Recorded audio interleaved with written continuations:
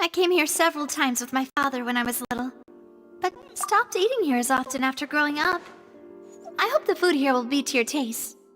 Oh, don't worry. We haven't eaten at a hotel like this in a while. Paimon's getting excited already. In that case, I'll go order for us first. Please wait here a moment.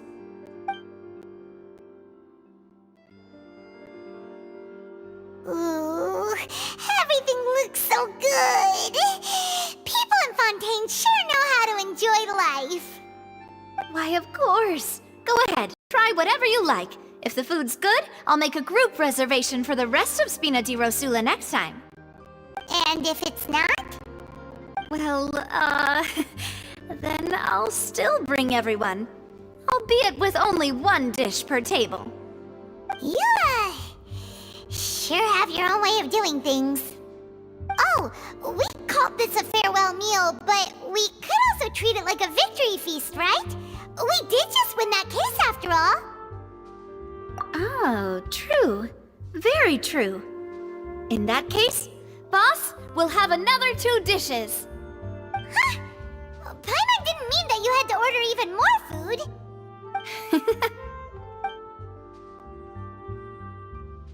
Speaking of cases, do you think that the mastermind behind the serial disappearances will get caught soon now that this has all happened? Well, we've certainly taken a big step forward, but I feel that's about it. We know that there's an organization that means to dissolve these young women, but we still don't know what they are really after. If it hadn't happened right in front of us, Paimon wouldn't have ever believed that a person could be dissolved like that. Right? Yet it was because this was such a preposterous notion that the investigation could never really move forward before. Ugh. If only that guy could have finished speaking! We were so close to hearing who was behind it. In such investigations, even the smallest step can seem like a yawning chasm if the trail of clues is cut off. To be honest, I don't have high hopes for any follow-up that the authorities might conduct. It's not that I don't have faith in their ability, it's just that a different perspective is required in some matters. It's easy to guard against and deceive a single narrow perspective. A shift in thinking is required at such times in order to produce a breakthrough. Which is exactly why the Spina di Rosula exists. Those highfalutin folk are not all-knowing. That's why we exist. To seep into the cracks where filth falls through, where their watch fails them. That's the kind of problems we solve. Seems Paimon thought things were simpler than they actually are. It's all right. Well, this was supposed to be a farewell meal, so I doubt you have further interest in this business, right? Let's talk about something else. Like, what are your future plans?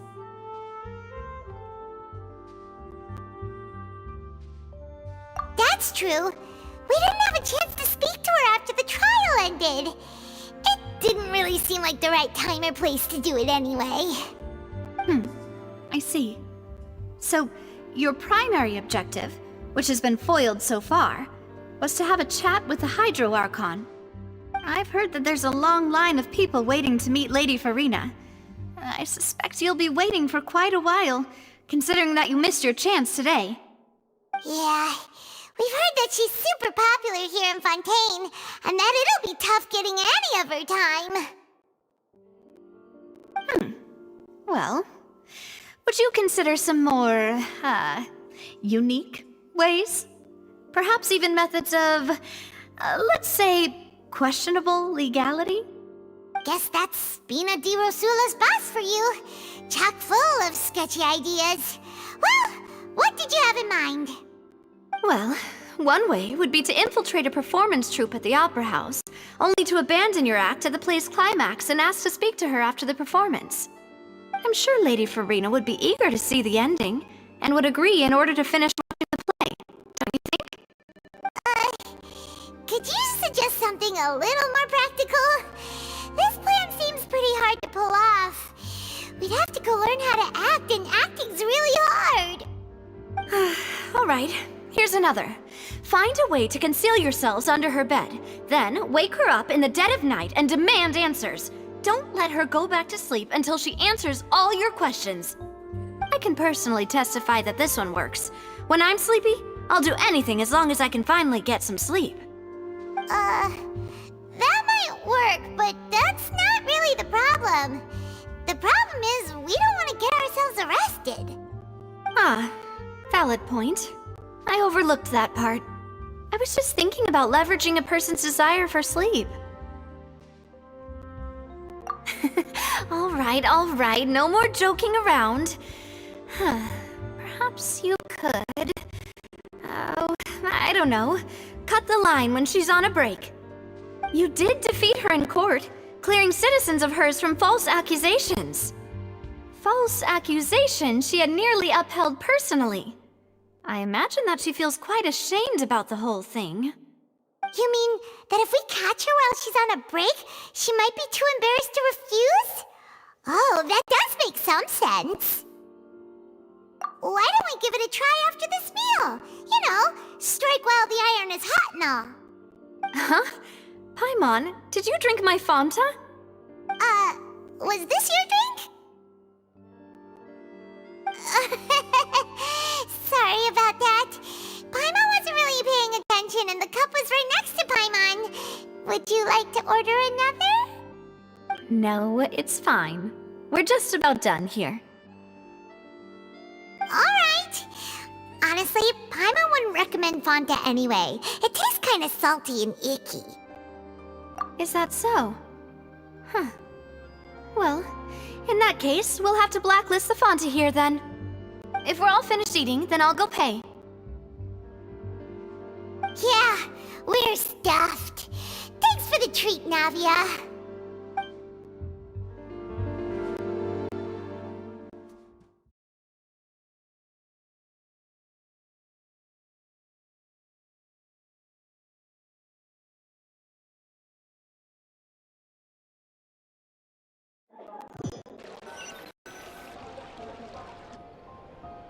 Oh, so full. Paimon can barely float anymore. Nah, that would be so... normal. You know, like you. Okay. As for expenses this month, we're left... Hey, Navia! What are you doing over there? Oh, nothing. It was just a meal, you know? Nothing the Spina di Rosula can't cover. Let's get ready to try to meet the Hydro Archon again. Bye, Navia! So this is goodbye, huh? Well, if you do encounter any other trouble in Fontaine, you're always welcome to contact the Spina di Rosula. I'll give your requests the highest priority. In any case, I wish you smooth sailing. I'll see you again, partner. See ya!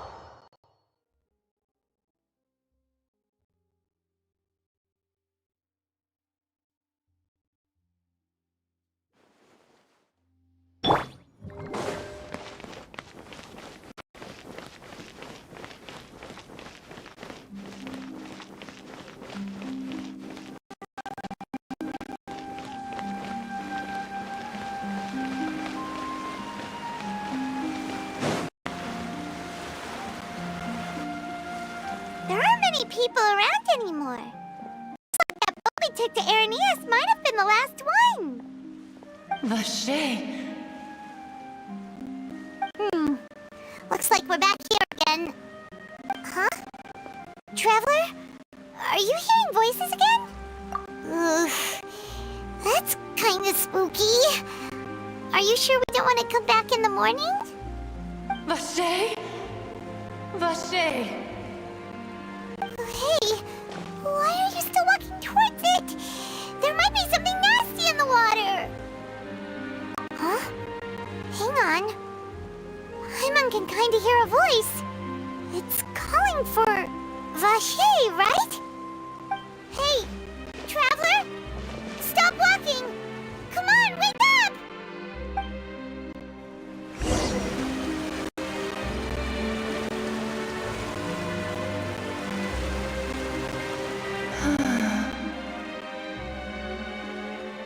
Vache, are you my dear Vache? No, wait.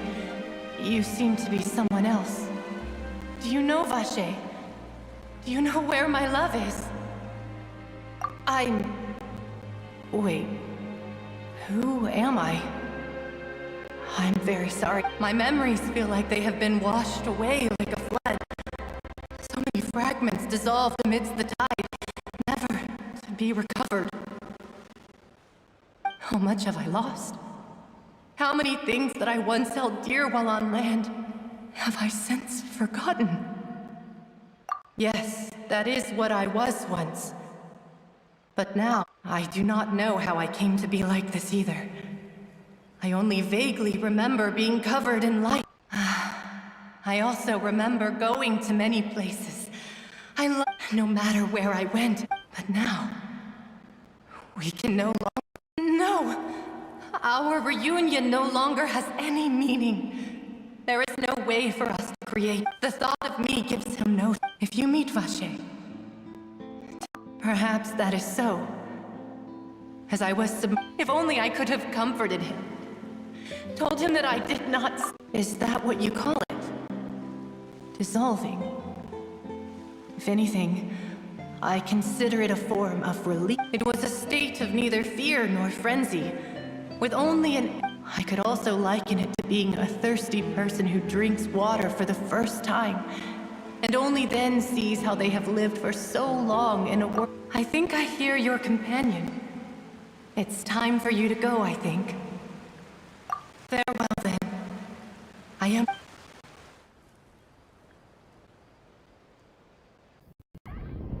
Come on, hurry! Navia's outnumbered!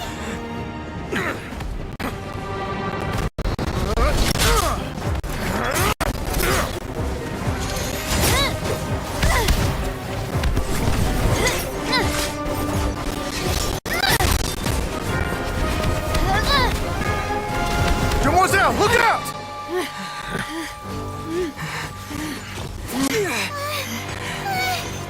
Dear God, it's a whole army of Gardamex.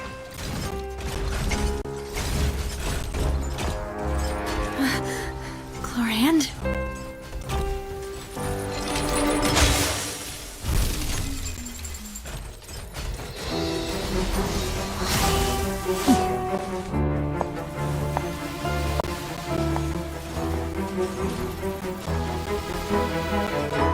Quick, now's our chance!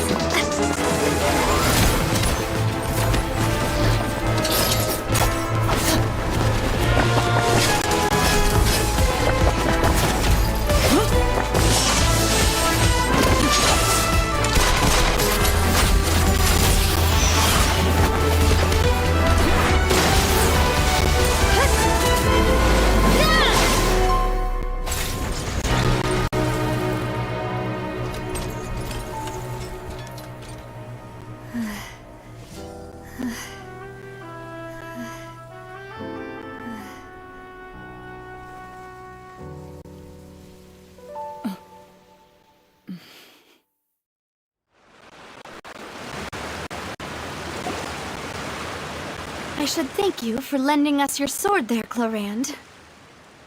But before I do so, could you explain how you managed to show up here? I followed you. It seemed to me that danger has followed you more closely as of late. I believe that following someone without their knowledge is actually called stalking, is it not?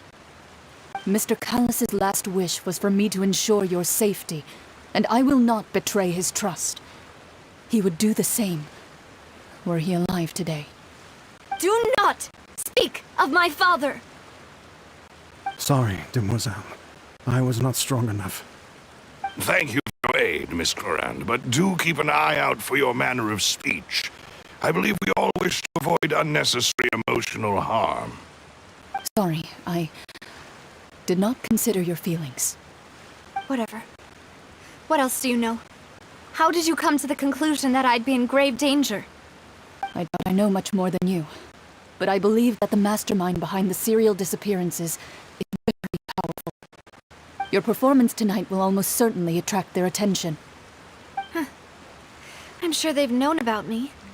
To be honest, I'm shocked it's taken them this long to act against me. And what about these Garde mechs? I thought only those associated with the Maison Gardiennage could control them. None of these mecha have serial numbers. I was sure to check a moment ago. They are not the ones used by the authorities to enforce the law. I can only conclude that some powerful or wealthy party must have obtained them via illegal means, deploying them as a private force of sorts. What? Your point being that they're out of Spina di Rosula's league, then? Yes. Be careful, and do not act rashly. I will continue investigating no matter what. We will bring the truth to light.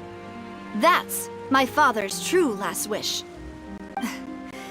Regardless, thank you for your help today, Clorand. But if you get any ideas, tell me first. I don't much appreciate being followed. I do not think that they'll strike again anytime soon. So I shall stop following you. Good day, all.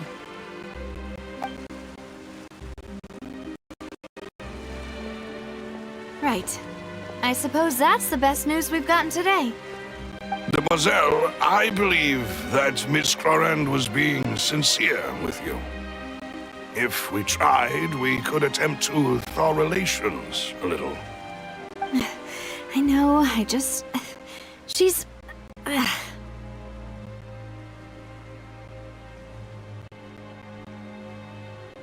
thank goodness! Paimon thought we were done for! Those Garde mechs came out of nowhere while you were unconscious, and Navia and her gang saved us! Oh, and there was that champion duelist named Clorand who came out to save us too! We got lucky there. Paimon probably couldn't have fought them off otherwise. Oh, come now. Forget all that polite talk. That wasn't really a farewell meal we had back there. Not for me, anyway. In truth, I hope that every meal we have together shall be a victory feast. As such, we're still partners. There's no need to thank me. It will take 50 years for me to match Demoiselle's magnanimity. If it were me, I would have joined the Spina di Rosula on account of her goodwill long ago. All right, you two. That's enough. Actually, Navia, how did you know that we were in danger? You sure did show up in the nick of time. Well, to be honest, you're the one who tipped us off, Paimon. Huh? Really? Paimon contributed somehow? Cool, Paimon's even more amazing than she thought! Yes, all thanks to you grabbing my drink by mistake. How did that help? After we parted ways, I was on the way back to one of our bases when I suddenly thought of what you said. That the Fanta tasted kind of salty and icky.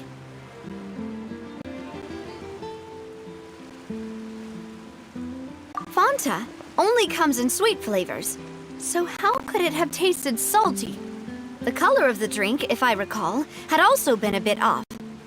So the Fanta had been spiked with water from the primordial sea? Yes. So, if you hadn't drunk that cup for me... Spina di Rosula is preparing the grandest of awards for you as we speak for saving the boss. Huh? Really? I sent people to Hotel Debord to investigate, but whoever did this left no trace at all. That's when I figured out that you might be in danger, and hurried here as quickly as I could.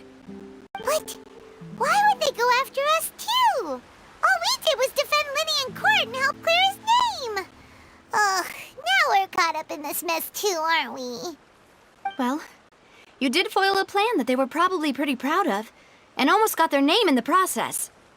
Speaking of which, did anything strange happen when you drank the primordial seawater? Well, it can't be a coincidence that the traveler fainted just now. He said that he heard that voice calling for Vache again. Oh, and this time Paimon heard it too, but it was real faint. Does this situation have to do with the primordial seawater then? Does that mean the primordial seawater raises someone's sensitivity to hydro when it's used on people who are not from Fontaine? That doesn't sound like too much of a bad thing, to be honest. New intel? While you were out cold? Well, let's hear it, shall we?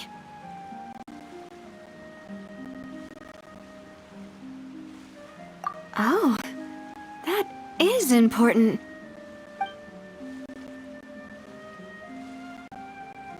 Vache. That name doesn't ring a bell. I suppose he hasn't stepped forward as a witness in court lately. Since he saw that young woman dissolve, he was at least at the crime scene. But he never gave testimony or any information regarding people dissolving in the primordial seawater. Yes, thank you.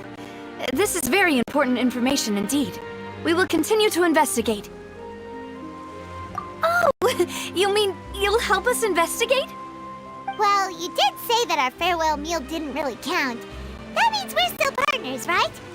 And besides, we're in this now whether we like it or not. You're not gonna let those people who targeted us get off the hook so easily, are you, Traveler? Demoiselle, do try not to look quite so pleased. You are the face of Spina di Rosula, after all.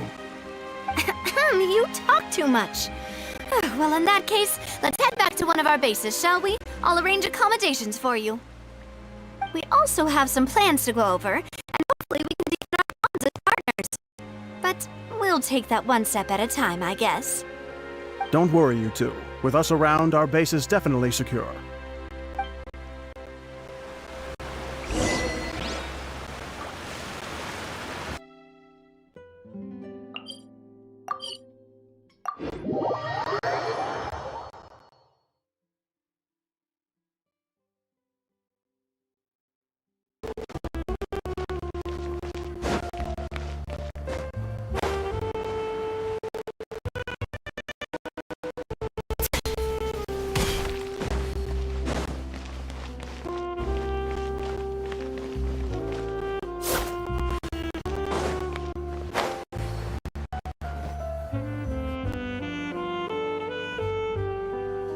It's right up ahead, but let's make sure we weren't followed first. I've been keeping watch, Demoiselle. I haven't spotted anyone suspicious thus far. Very good. But let's not let our guard down for now. I just like rooms for our respected guests. Thank you, Malus. Now, let's continue, Traveler.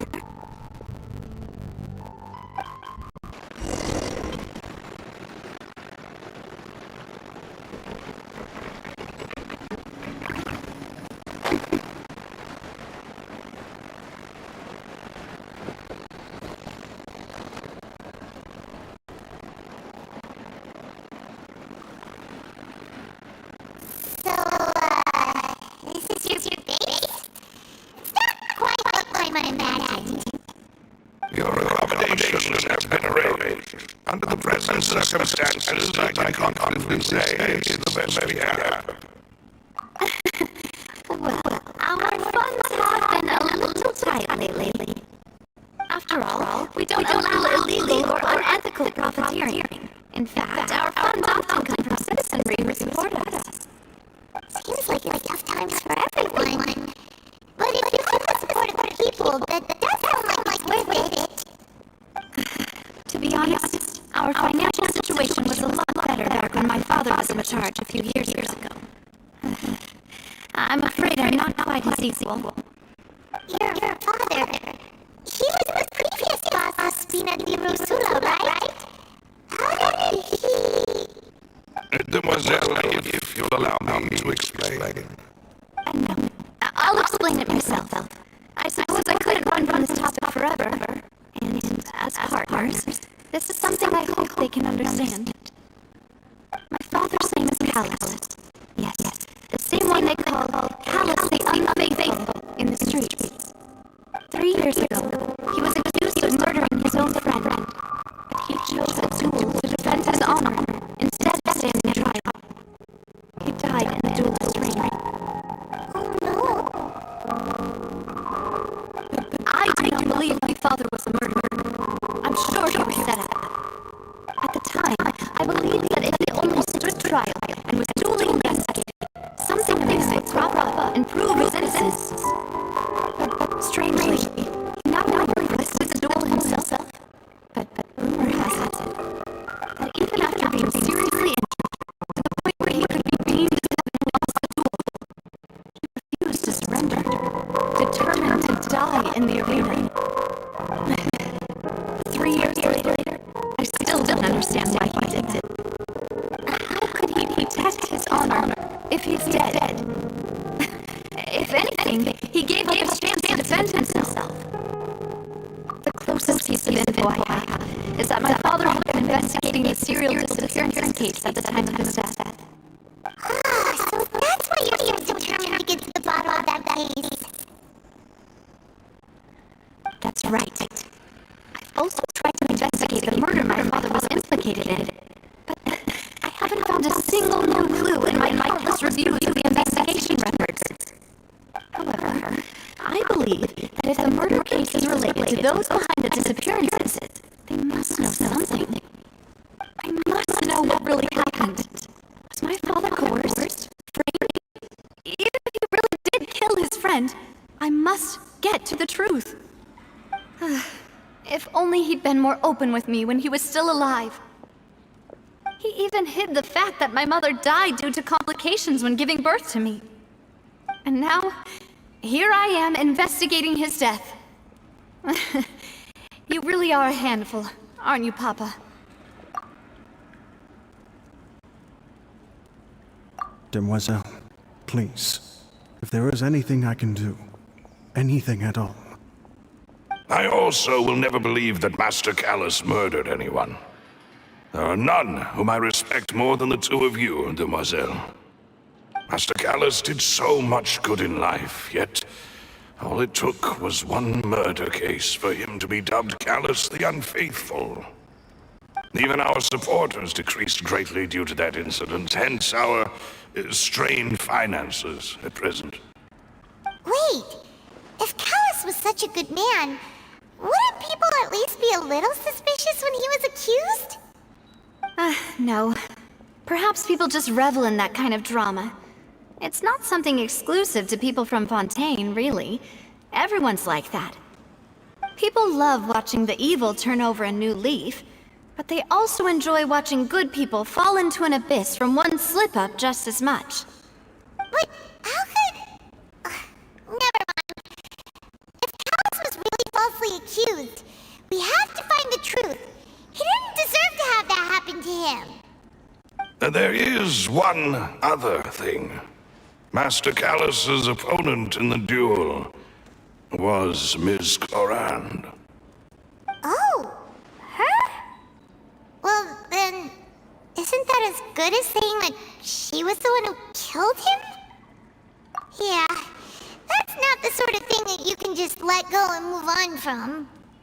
Miss Clorand has always placed great emphasis on the honorable nature of the duel. If her opponent doesn't yield, she will not stop either. She knew Master Callus beforehand and greatly respected him, but seeing how he was resolute in the arena, there was only ever one choice she could have made. It's not that I don't understand her at all, but I just can't deal with this yet. Don't worry, Navia. Paimon knows how you feel. You don't have to force yourself to do that. Afterward, Miss Clorand told us that at the start of the duel, Master Callus requested that she ensure Demoiselle Navia's safety. Yes, that is our understanding as well. Oh, Papa. What madness drove you to ask the person who killed you to take care of me? All right, anyway, that's the information I wanted to share with you. Even if it did sound like I was just complaining towards the end. Thanks. You two should go and rest. This was quite a day after all. Yeah, Paimon's beat. Please, relax and get some sleep. We will ensure you rest soundly.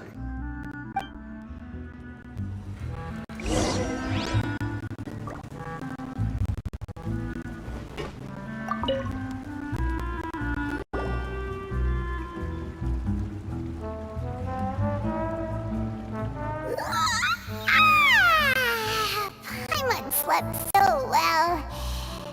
This place feels almost too safe. Huh? Navia? Where did the other two go? I sent them back to Poisson.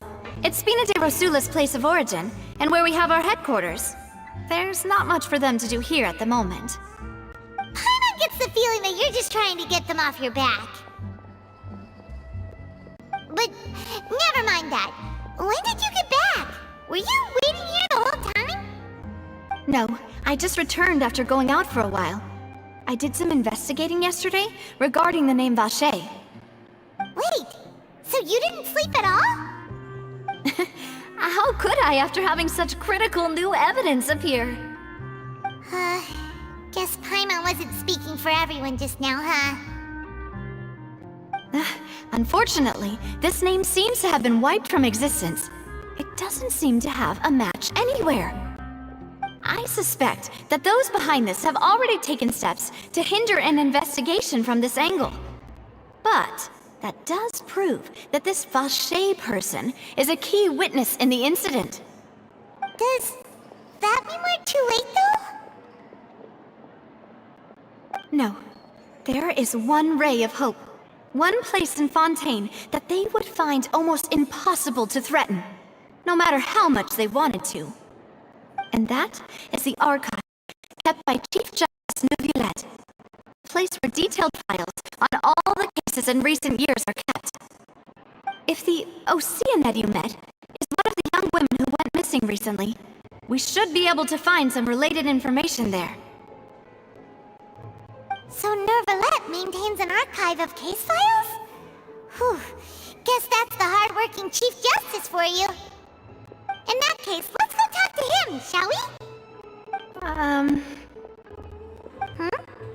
Aren't you coming along, Navia? Did you get tired? No, it's nothing. Let's go see the Honorable Chief Justice.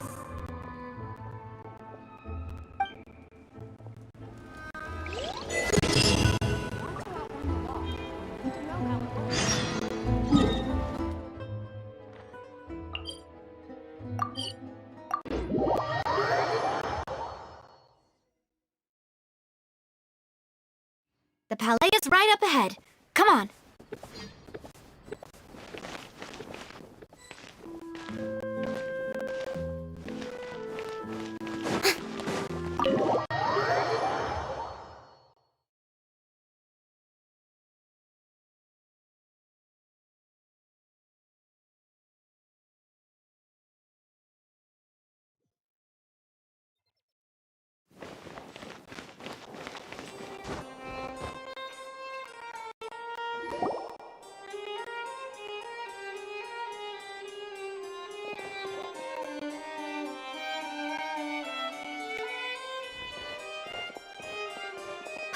Please state your business here. The Chief Justice is presently occupied with official matters. This place does look pretty heavily guarded. Guess that proves that Nervalette's files are really secure. Hey, don't you recognize us? Huh? Who are you? Just to be clear, I don't care who you are or who you might be related to. Our rules make no exceptions. See? They've got great discipline, too. Yep, Paimon can tell. If you're here just to crack jokes, I can point you towards the exit. Unlike some, we're busy, so please leave if you don't have a reason to be here. No. What I meant to say is, shouldn't you remember us from a few days ago? We were at the trial of the great magician Linny. Oh, yes, I remember. I read about it in the Steambird. You must be Linny's attorneys. It's all coming back to me now. We're here today to report and archive some information on a follow-up case. Huh. Is that even a thing? Of course. Don't worry. We're here on official business. You can trust us. All right then, I'll let you through. The Chief Justice is just inside. Thanks so much.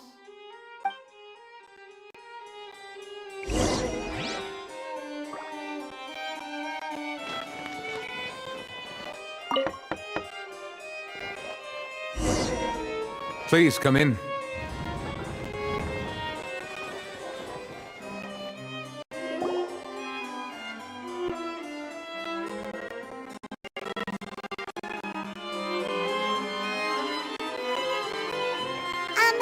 Sorry to barge in, Monsieur Nervalet. We only lied to get in because we didn't know any other way. It's all right. Please let me know how I may be of assistance to you. So you're not mad at us? We're looking for a man called Vacher. He may have been an eyewitness in the serial disappearances case. If we can find him, we may be able to unearth some key information on the case. Ah, I see. In that case, please wait here a moment while I browse through the files.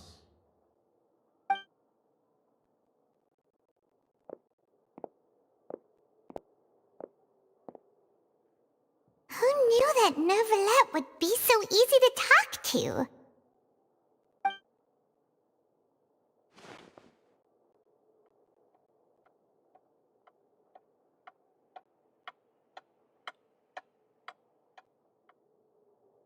Unfortunately, I'm quite certain that no one by the name of Vacher has been involved in any case, criminal or civil, in the past several years. There are no records of him either in the files or in my memory. Traveler, what if it was really just a dream? Is that so? All right then.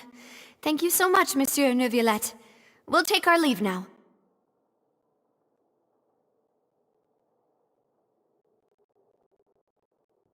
Ahem.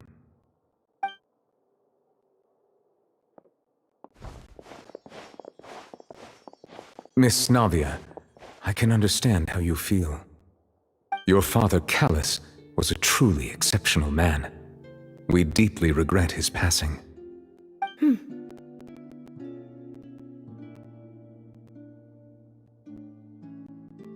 And what are you trying to say, Monsieur Neuvillette? Are you trying to console me? Extend your sympathy? Or just express some tendril of regret? No. You are not trying to do any of that. I can hear it in your voice. There's no emotion behind your words. You only said those things because you felt like you should.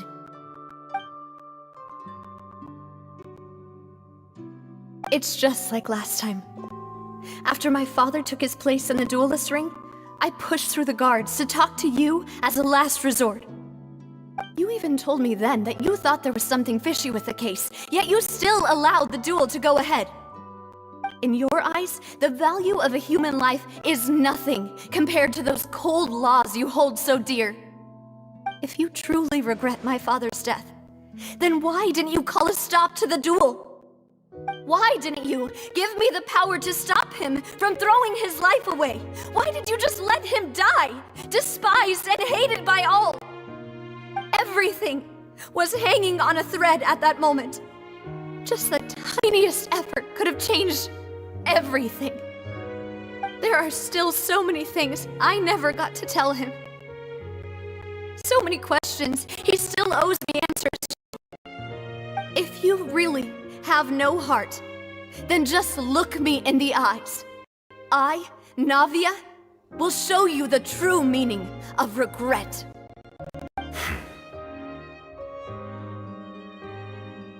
I'm sorry, Miss Navia.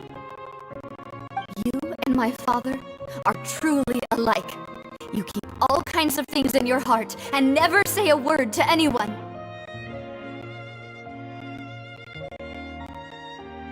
It's not so much that you can't feel, but that you would never express anything. Oh well. In any case, everyone already knows full well the apathy of the Chief Justice. My apologies for taking my emotions out on you, Monsieur Chief Justice.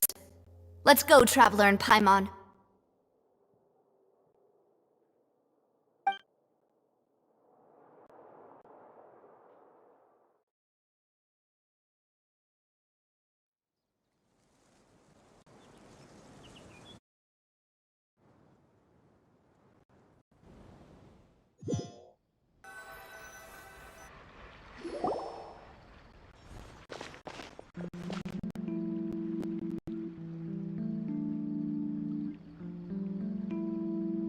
Navia, are you okay?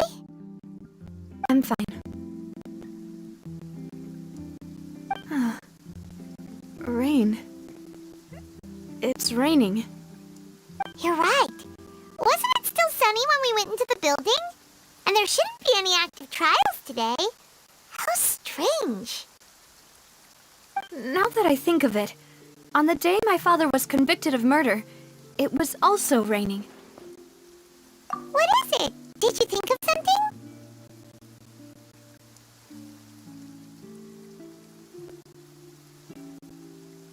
Yeah, he was outside. It was uncovered and the rain could fall there. Why? Do you think the rain could have affected the crime scene? That thought has occurred to us before. We've even expanded the search area to try to account for that, but didn't find anything of value. Oh? Wait. You don't mean... So you're saying that the true murderer could have been turned into water? And then got washed away with the rain? Yeah! And if that's what had happened, then no one would have believed your dad, even if he explained what he saw to the authorities!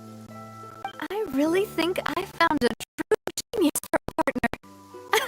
You're completely right. How did I not connect the dots earlier? Alright, let's go to Poisson. With this new lead in mind, we'll get to the bottom of my father's case for sure. Yeah! We're gonna make progress for sure this time! Do you want to go with me now? Or do you want to head over by yourself later?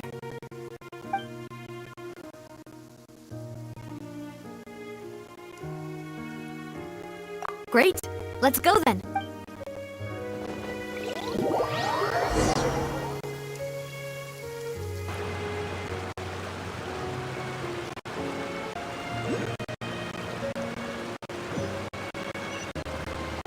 Tea parties are a must for the well-mannered. If you'd like to learn the proper etiquette, I'd be happy to teach you.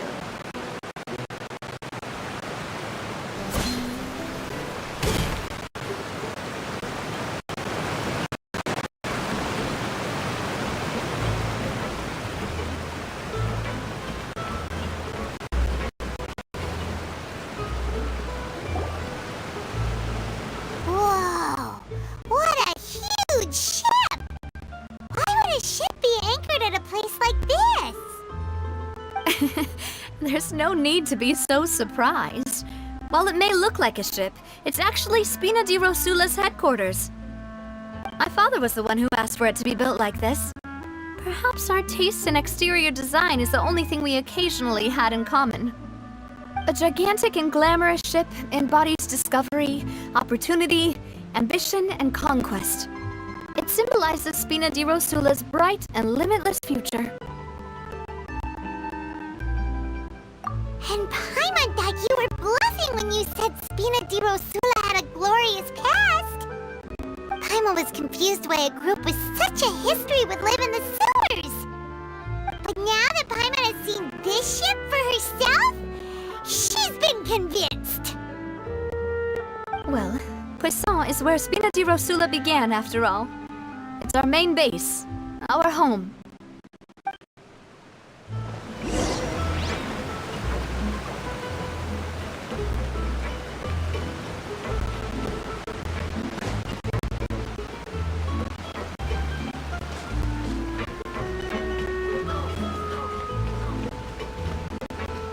Watch where you're going. You get hit by my wrench. It's your own darn fault.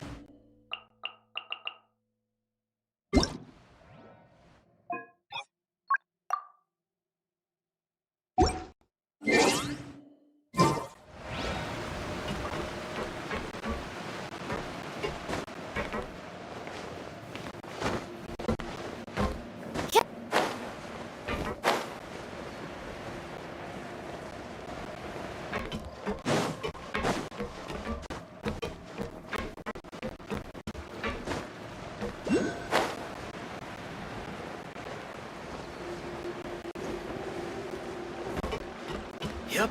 I'm just saying, if you light a fire, you're gonna get burned. But it ain't.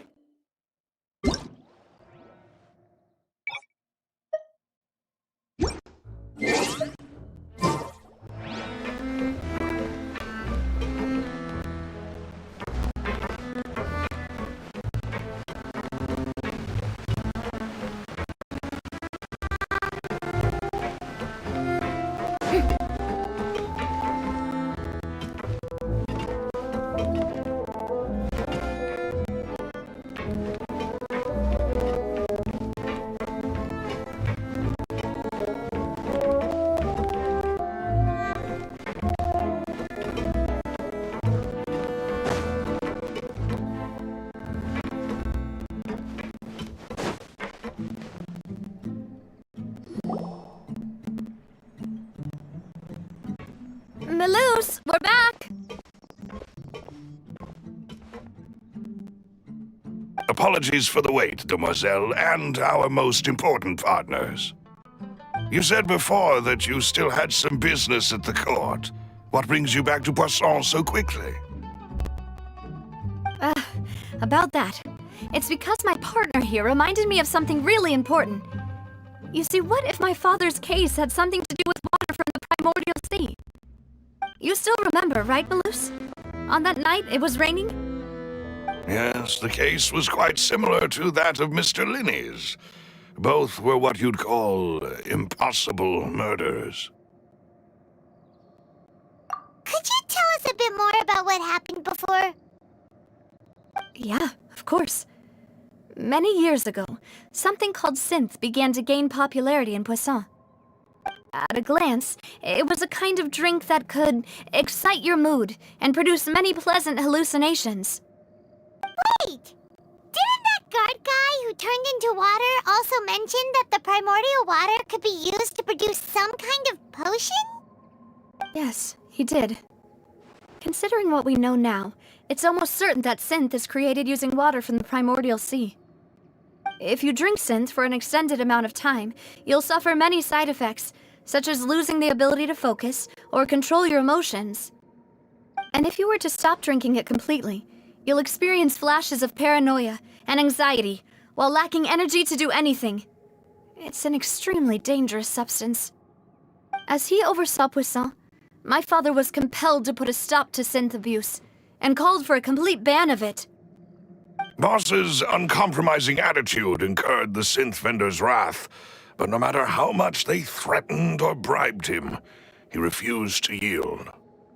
Not only that, Boss became determined to find the mastermind behind the synth operation and put an end to the problem once and for all.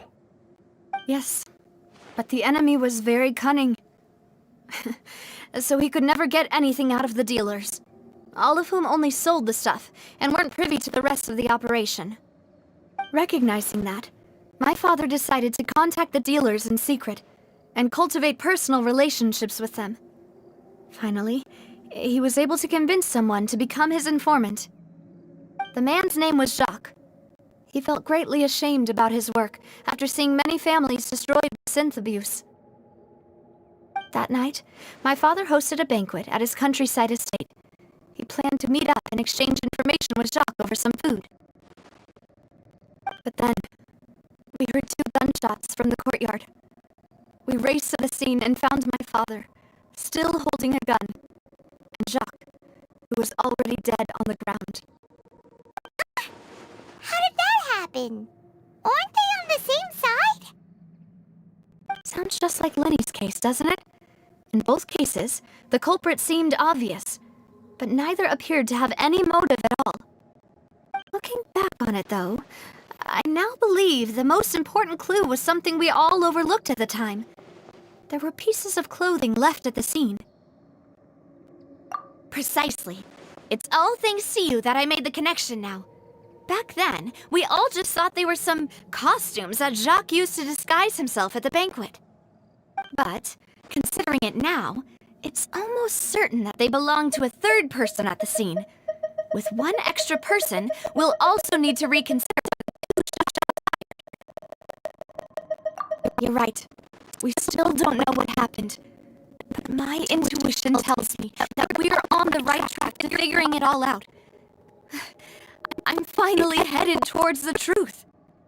Jacques was an empathetic man who was infinitely remorseful for his past actions. It's unlikely that he turned on Boss with zero warning. I think this third person is probably the key to the full truth. On that note, however, even though this will not please you, demoiselle, as your and your father's butler, I must still offer a word of warning. Our opponent is insidious and cruel. They are extremely difficult to deal with, and Boss has already lost his life trying to bring them to justice. Even though Spina de Rosula has lost most of its former glory, Poisson has welcomed a new time of peace, and we have been allowed to live out our lives.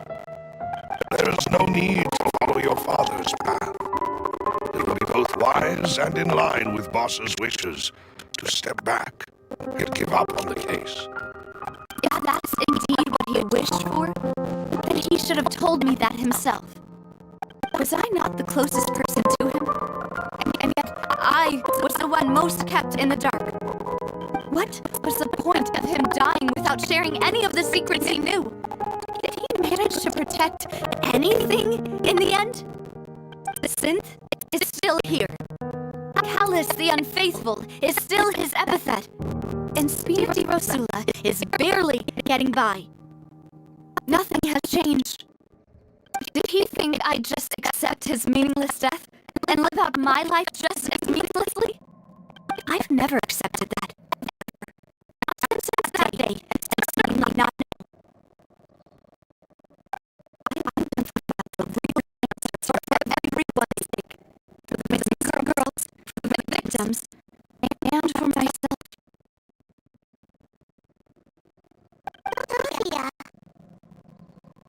This is indeed the best act. Your partner appears to be quite reliable, and more importantly, demoiselle, I think you're sincerely based on. So you do know something else in the loose. Yes, I do.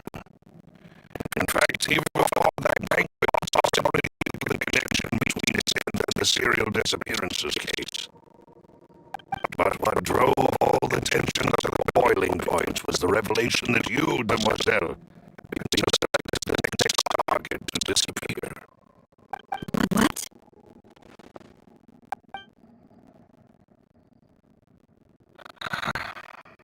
Boss also didn't tell you that he had been diagnosed with a rare illness. The doctors told him that he had no more than 5 years left to live. And the serial disappearances case caused him great anxiety. 5 years was nowhere near time to resolve this long-standing conflict. But once he passed away, all the danger would pass on to you. Knowing all of this, he decided to use one final intimidation tactic before his death. He claimed to have already gotten his hands on some key incriminating evidence for the other side, and even told some members of Spina de Rosula about the details. But as long as you remained safe, he would not share the evidence with the public. If something were to happen to you, then he and all those he told would immediately expose all they knew about Synth and the disappeared victims. Right, so nobody would be able to get off scot-free. As we've seen, Boss's tactic has worked. Even though Boss has been gone for a long time, the other side has not tried to take Demoiselle's life. No, I don't believe it. He never appeared to look sick to me. No father wants their daughter to see them weak and haggard, especially someone as proud as Boss. To him, dying in a duel and suffering lasting dishonor as the unfaithful was still far preferable than losing face in front of his daughter. So he chose to die in silence, so that he could protect me. I'm afraid you're not understanding this correctly, Demoiselle. What Boss wanted to hand to you was not a parasol, but a sword. If Boss's spirit could hear you telling me that you want to find the answer for the sake of everyone involved, I'm sure he'd be extremely proud.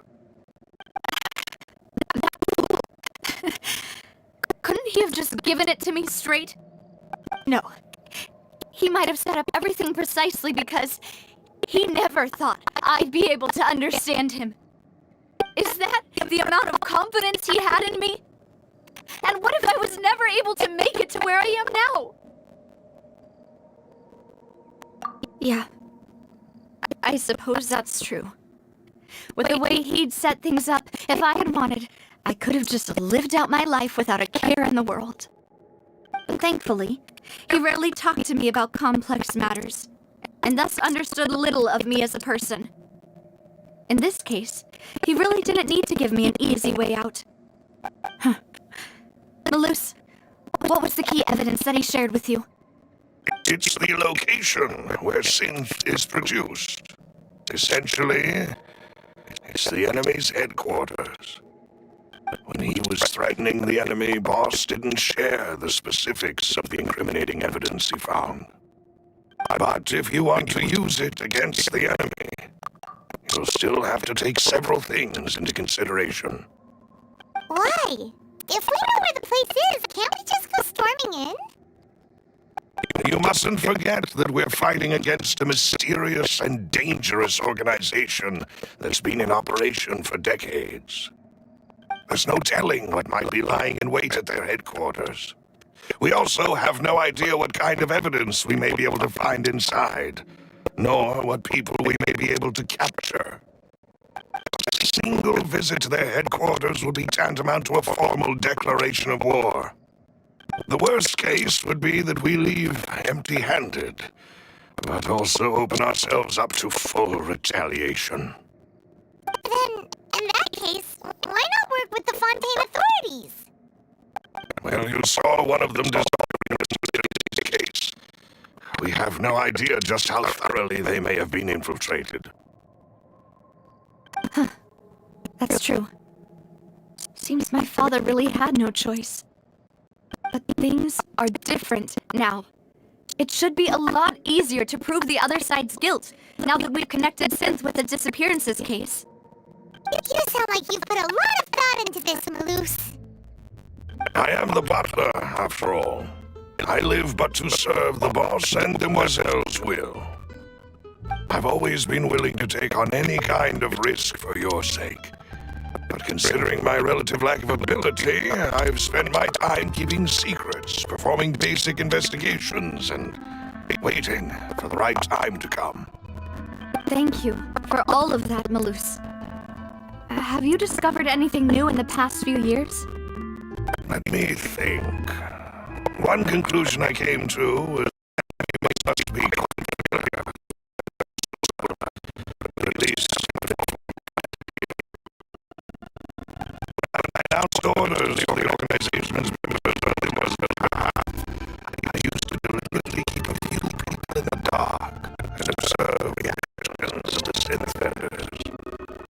If the vendors didn't change that, the individuals informed of our orders must be innocent. If the vendors act pretend, however, then someone must have given them the news. After several rounds of testing and investigative tracing, I've narrowed the suspect list down to 3 people. The first is Florent, Sina's senior advisor. Huh? Florent? Yes, he was one of the people Boss trusted the which also means that he was someone who understood. Thanks to his position within Boss's innermost circle, he always knew our upcoming plans and could have thus this whole time. There's someone else like him too. Marcel. Gabrielle. Uncle Marcel.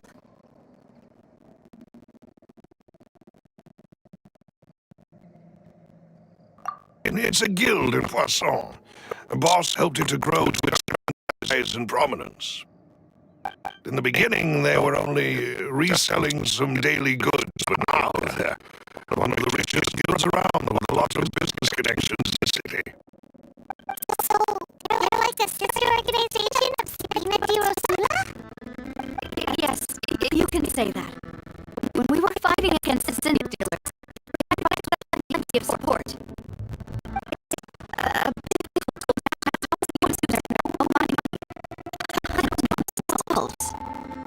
The final suspect is Thierry, a man responsible for coordinating information between Spina di Rosula and the guards. Although the guards mostly leave us to our own devices, there are still many activities we have to report to the local authorities. Since Thierry is always in the know about our current activities, he could theoretically always plan one step ahead.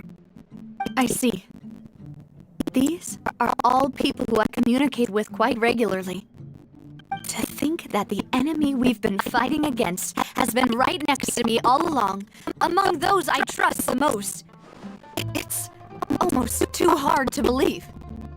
If you want to investigate them, please take every precaution to not alert the quarry. Judging from our experience, the enemy is extremely cautious. Of course. And thank you, Malus. You've provided us with a lot of great information. You're too kind, my lady. I'm just doing my duty. And before I forget, proving Boss's innocence would also mean clearing him of blame in Jacques' death. After that incident, Jacques' wife and daughter were taken into the Spina care. They still live in Poisson today. If it might help, you could also pay them a visit. I can make the necessary arrangements. Oh, thank you so much, Malus. You really are the best. A new case awaits, my dear partner. I hope we can work together to uncover the truth and end this case once and for all.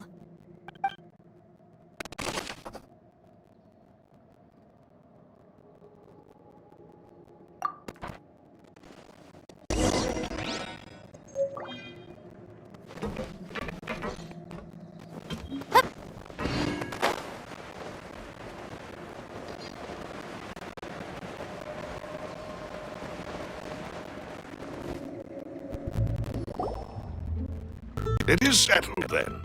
Please excuse me, and enjoy your conversation at your leisure. Thank you for arranging everything for us, Malus. Excuse me, miss. Do you need anything from us? Hey,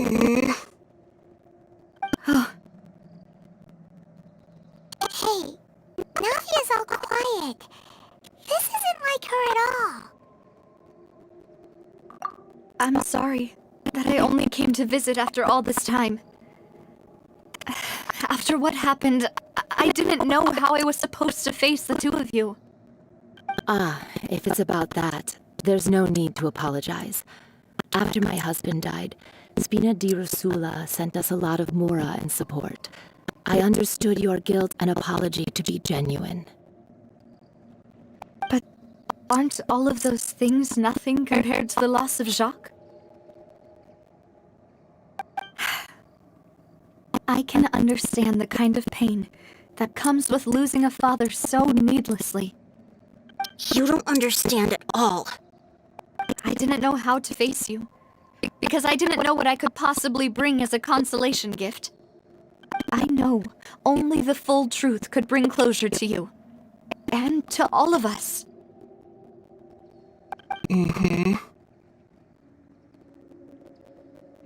I'm sorry. I appreciate the sentiment, but you don't have to carry all that guilt. On another regarding my husband, my daughter and I have more or less found an answer already. Would you mind sharing it with me?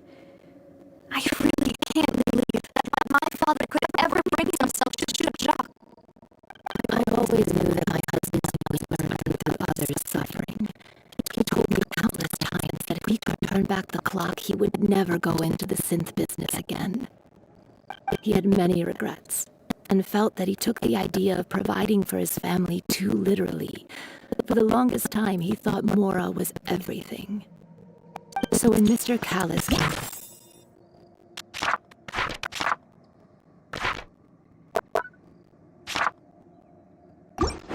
to him with a proposal, he accepted it almost immediately.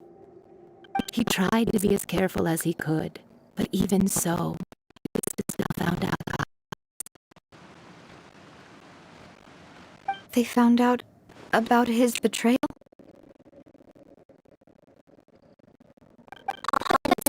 That exactly. But Papa did tell me that I should never be ungrateful.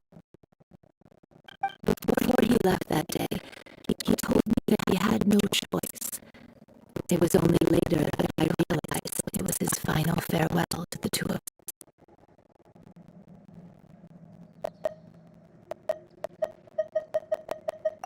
I don't know that for sure, but you could say that's the conclusion I eventually came to.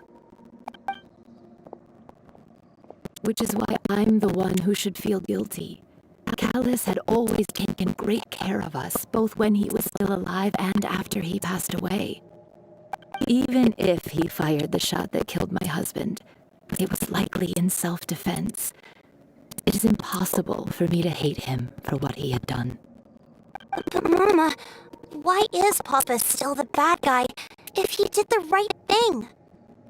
Papa always wanted to be a good man, so why did he have to do a bad thing in the end? Well, things aren't always as they seem. You still feel like your papa was a good man, right? Yeah, Papa was a really good man. The best in the whole world. Then you should hold on to that. If a good man had to do a bad thing, then he must have had his reasons. Regardless of whether he left you a parasol or a sword. He must have done so to give you a better life. Oh. Thank you for everything you've told me. I will definitely find the truth. The current state of things is not something I'm willing to just sit back and accept. Thank you. I'm very grateful. Even though your personality is quite different from your father's, your determination when you speak is really similar.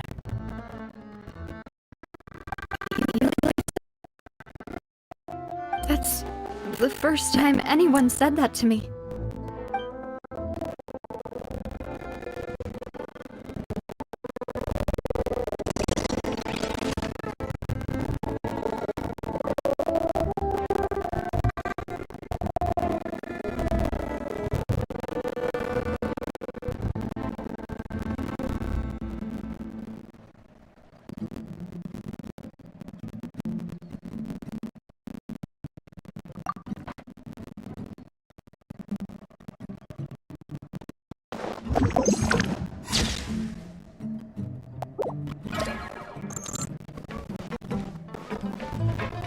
Are you okay, Navia?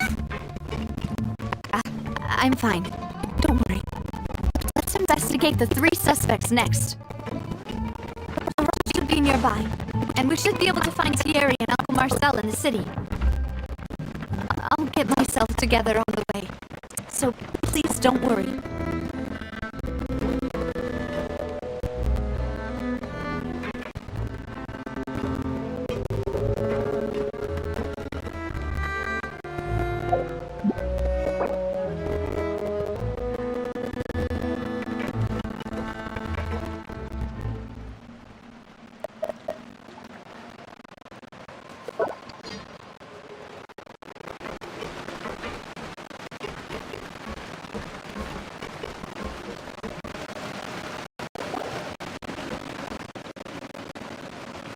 Greetings, boss.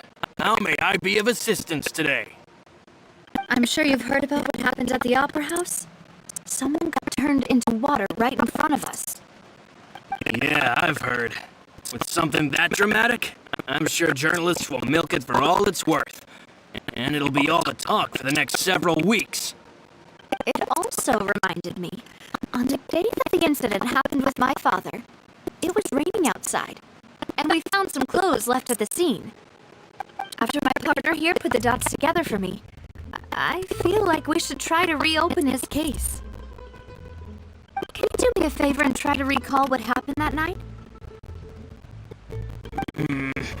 Let me think. Mr. Callus was feeling pretty upbeat that day. So he was drinking and bantering away with us at the table. After that, he told us that he wanted to go get some fresh air. So we let him go without thinking much of it. Who knew that we would hear 2 gunshots ring out right after? My first reaction was that Mr. Callus's life was in danger. So I grabbed my holster and made a mad dash toward the scene. But when I got there, it was already too late. Mr. Callus was standing over a dead body with a gun in his hands. All we could do was look back and forth at each other, but not knowing what to say. So you also remember 2 gunshots then?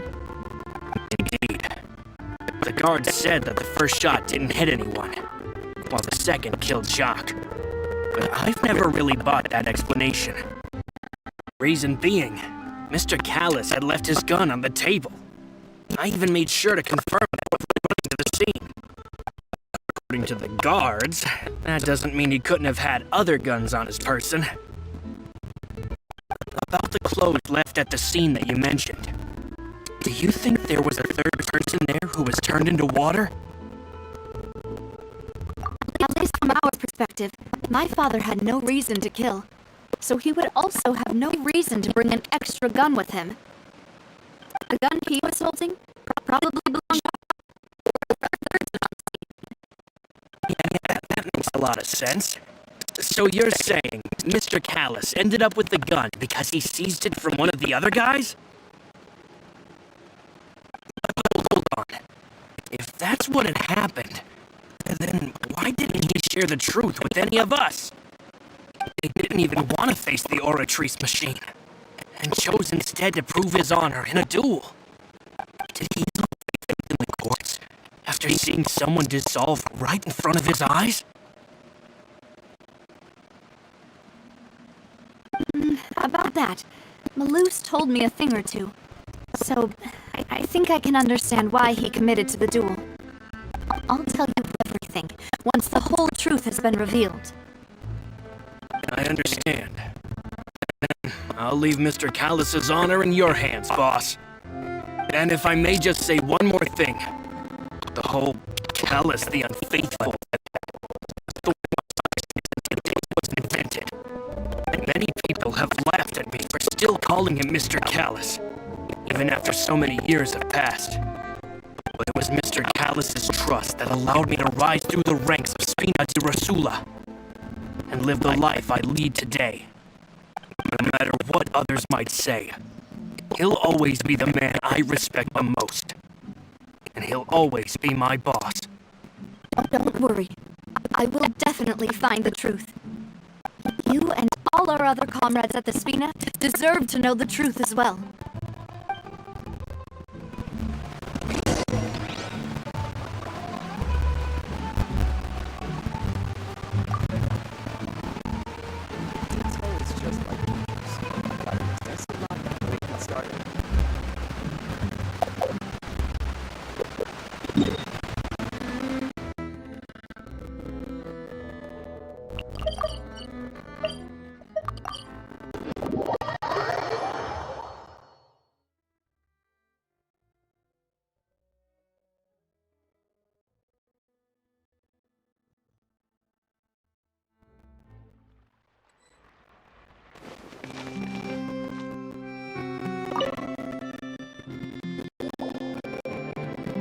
Hey, Thierry!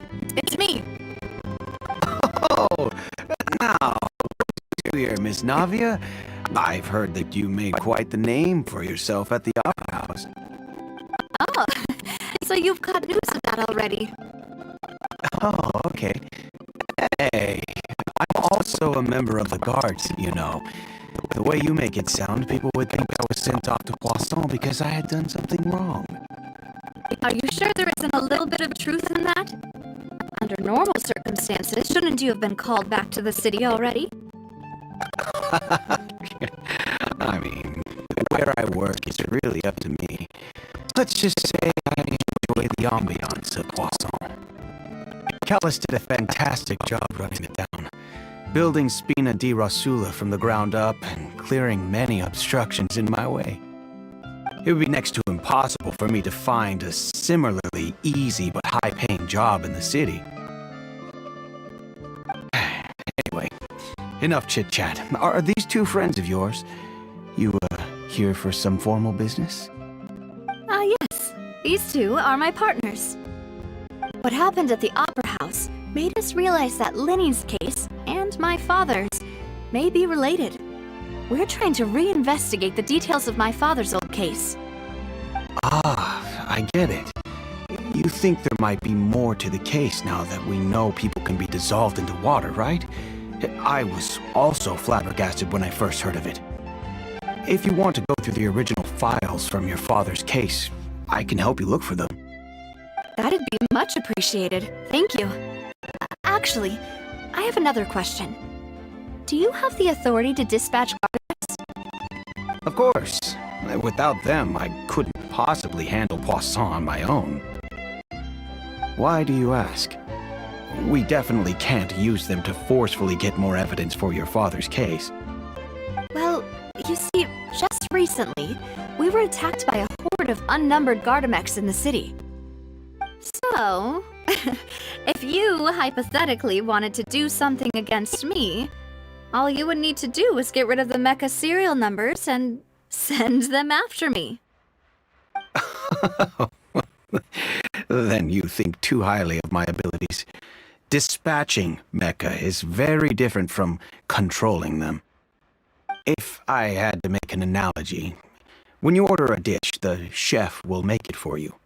You can ask the chef to cook, but not to massage your shoulders or carry your baggage. If you try to make unreasonable demands, the chef would just think you're out of your mind and ignore you completely.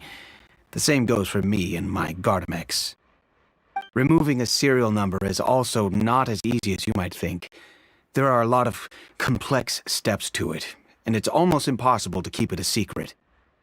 So I can promise you, those mecha were definitely private units. They're certainly not cheap. So, whoever their owner is must be super rich, powerful, or both. Now that you mention it, though, being in the synth business would definitely be profitable enough to afford this. Oh, then you're officially in the clear, Thierry. Oh, well, thank you for the vote of confidence, Navia. Jokes aside, I'd like to wish you all the best with your investigation. I'll be staying in the city for a little while, so just come find me if you need any support from the guards.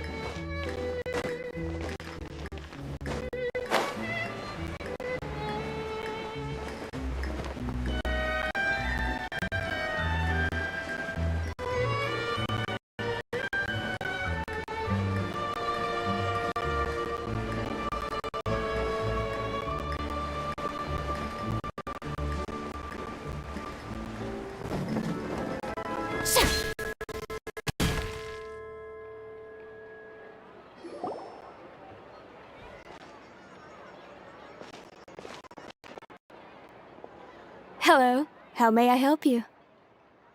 I'm here to see Marcel. Could you please let him know? You can just say Navia's looking for him. Sure. I will let him know right away.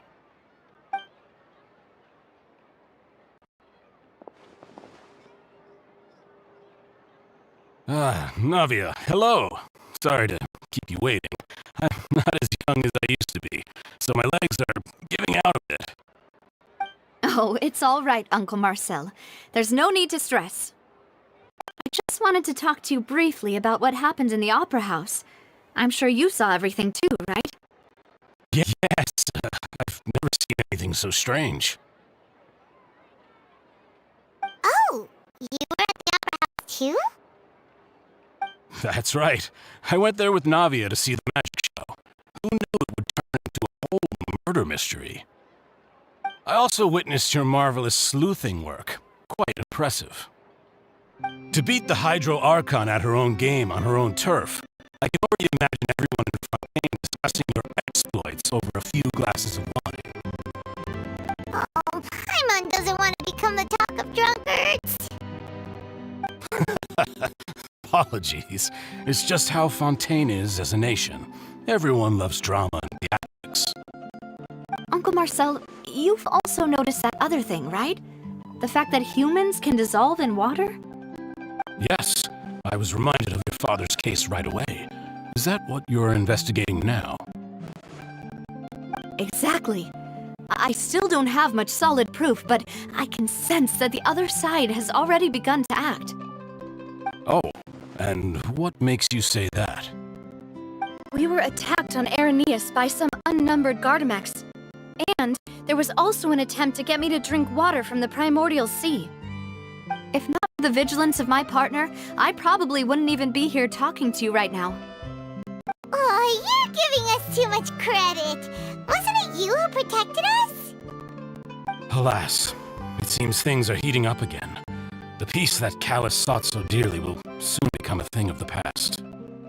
But rest assured, Navia, Poisson will always remain a safe haven for you. If you're scared, you can always return there.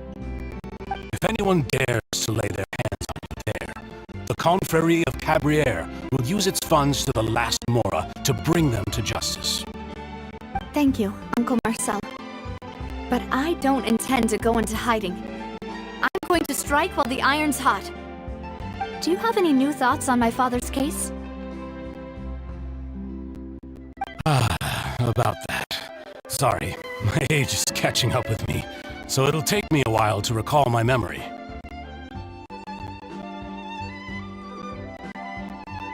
The Confrérie was responsible for that banquet, so I was out and about the whole time making sure things were running smoothly. I didn't even have the time to drink with the guests. Then I heard the sound of a gunshot, and the rest was history. Oh, it's okay. No need to push yourself. We'll ask around some more, see if there are any valuable clues elsewhere. Sounds good. Just let me know if you ever need Mora. All my wealth comes from Callus's patronage and support. I'll spend however much it takes to clear his name.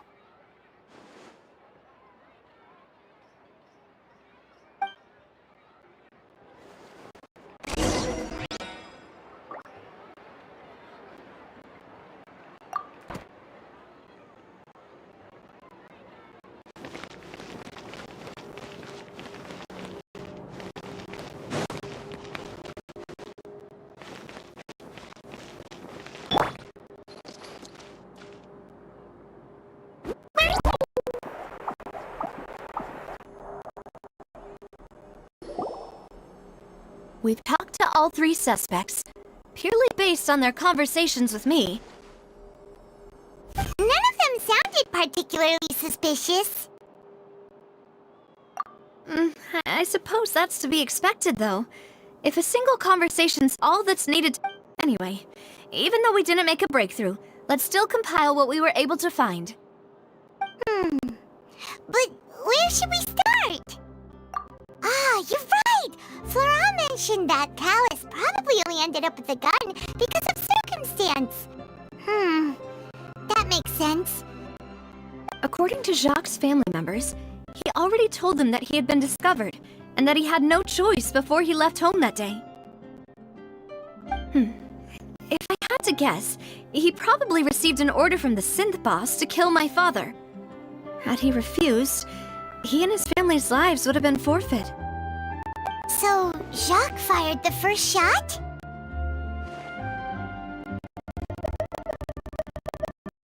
Oh? And why is that?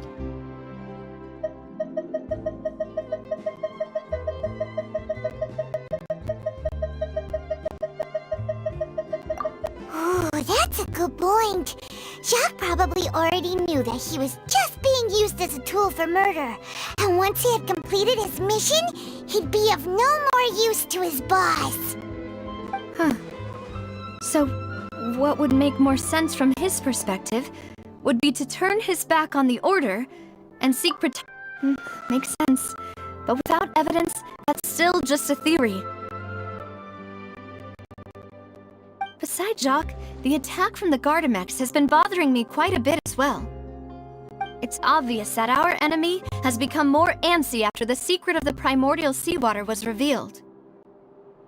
Do you think he knew, even then, that we'd follow this lead to the end? Given everything that's happened since, it's quite possible. But who among the three suspects would have the ability to control privately owned Gardemex?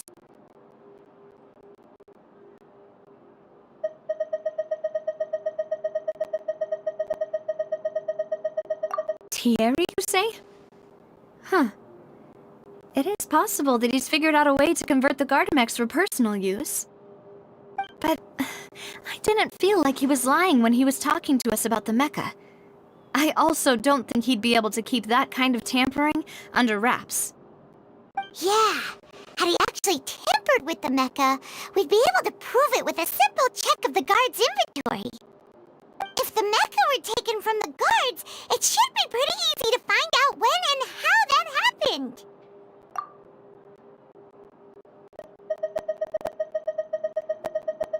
Uncle Marcel? My father did really trust him. And they worked together on a large number of projects. Maybe that's how he got to know Jacques. And with funds from the Confrérie, he could also afford a large number of Gardemex. It's still really hard for me to imagine, though. After all, Uncle Marcel has been around since I was just a child.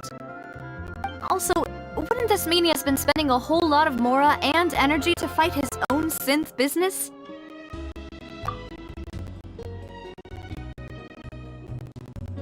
Florent? It is true that he was closest to my father, and thus had the best chance of learning about his dealings with Jacques. But as Spina di Rosula's advisor, his work mostly deals with personnel and security, so he just shouldn't have much dealings with finances. So you think he could roll to afford a mecha army? Exactly. He can't. And even if he could, I don't think he would be able to dispatch a whole group so quickly. Who could it be?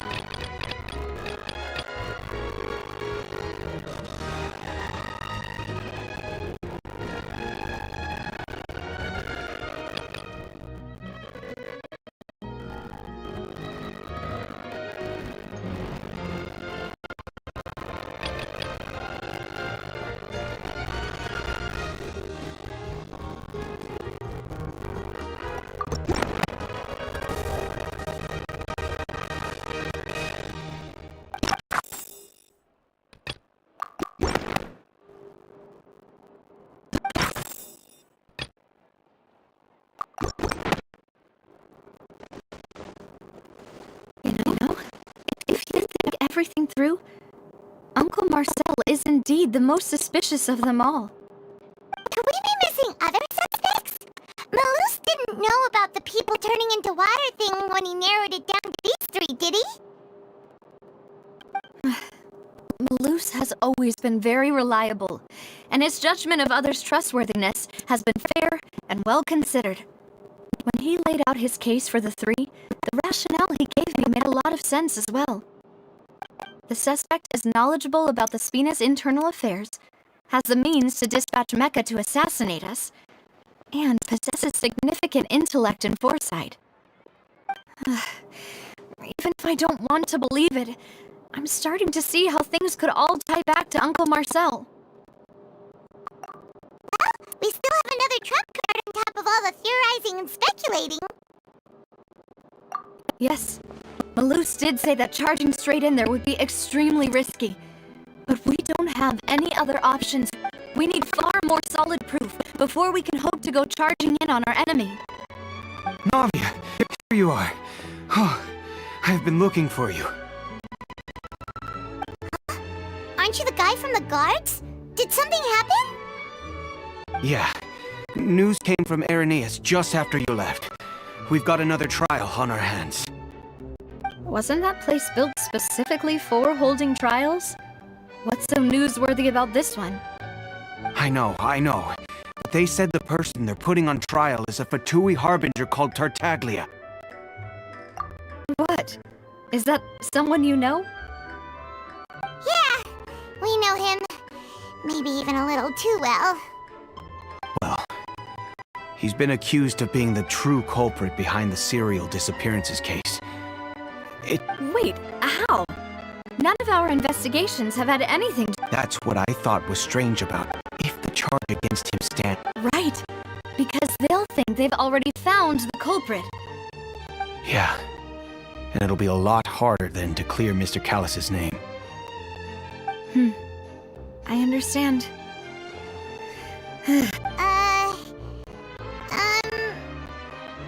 Huh? Split up? What do you mean?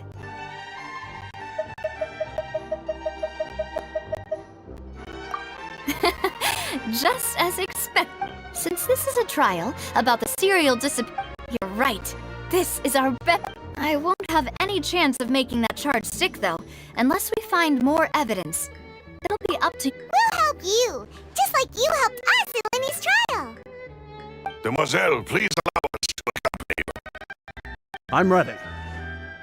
Ah, Malus, Silver. When did you two get here? We heard that you'll be leaving Poisson and figured that you might require our assistance.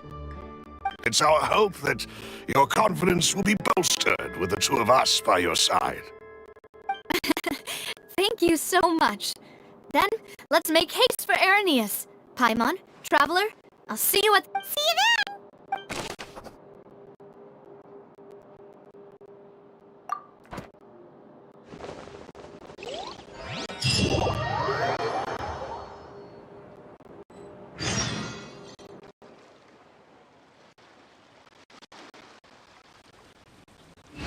Now that Navia has set out for Irenaeus, we should also get going. The location has already been marked on the map, so let's head over.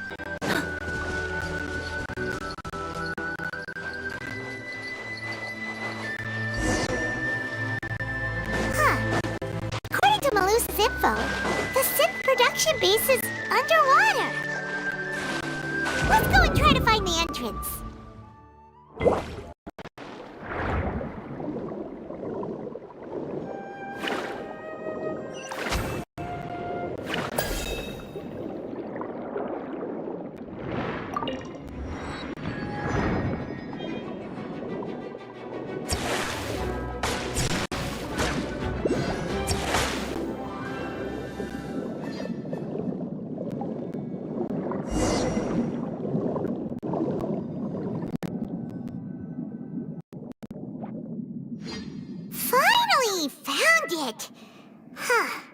So this is the entrance that leads to the synth production base. It sure doesn't seem out of the ordinary at all. Ah, you're right. And Navia's probably...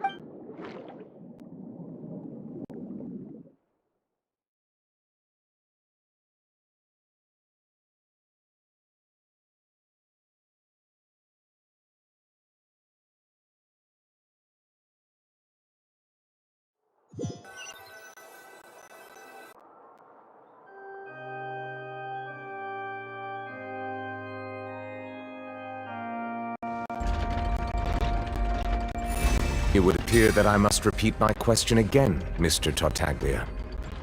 Do you accept the charge that you are the true culprit behind the serial disappearances case?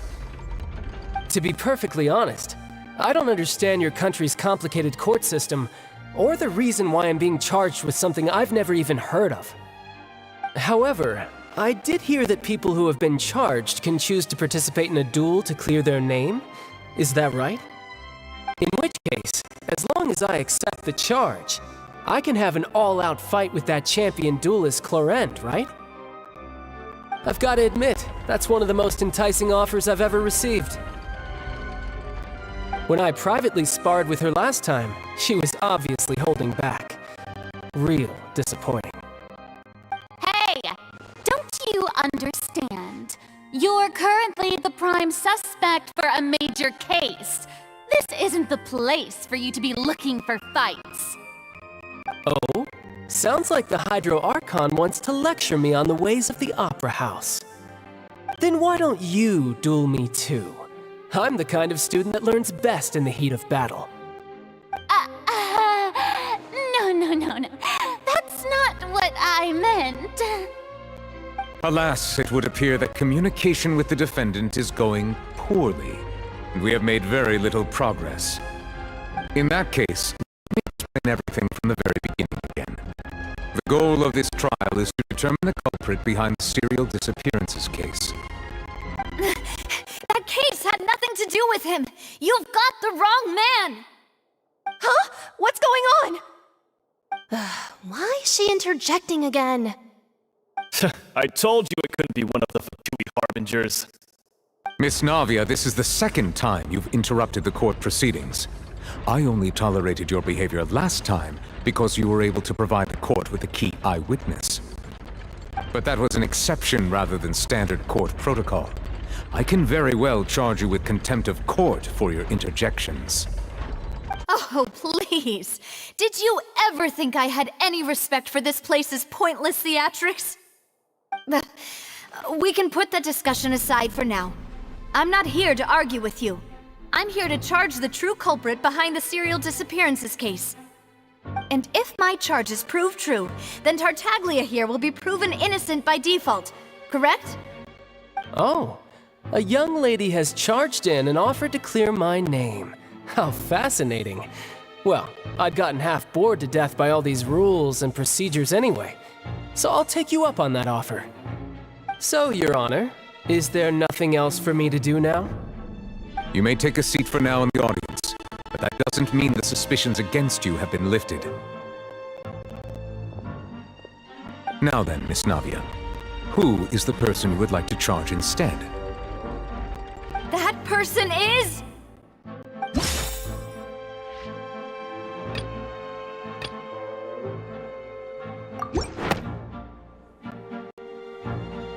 Marcel, the head of Confrérie of Cabrières! Huh? What confrérie? Never heard of them in my life. I've heard of them, but weren't they Spina di Rosula's sister organization? Oh, is this going to be a friends to enemies type situation? Please let me remind you, Miss Navia, that charging someone is an incredibly serious matter.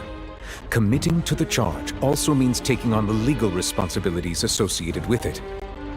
And if the charge fails, depending on the circumstances, you may also be charged with the crime of making a false accusation. Knowing this, do you still wish to charge this man? Yes, I do. In that case, I declare the charge to be valid. Miss Navia and attorneys, please take your places on the court. Members of the guards, please contact Mr. Marcel right away so that he may stand trial.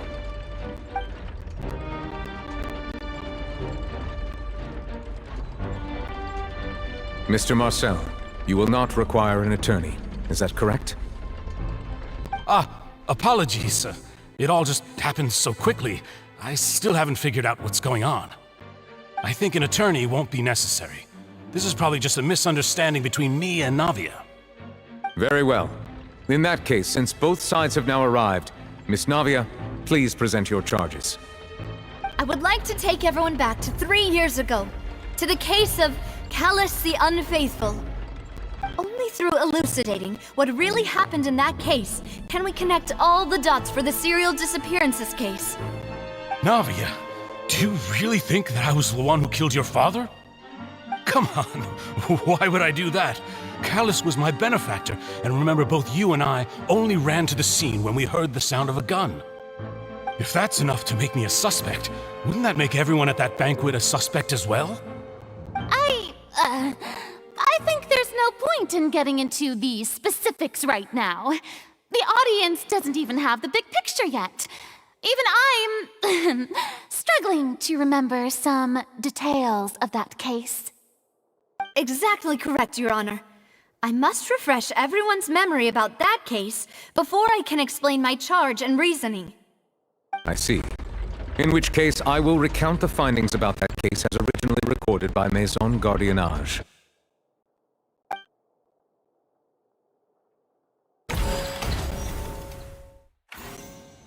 On the day of the murder, Spina di Rosula hosted a large banquet in a countryside estate owned by the Confrérie of Cabrières.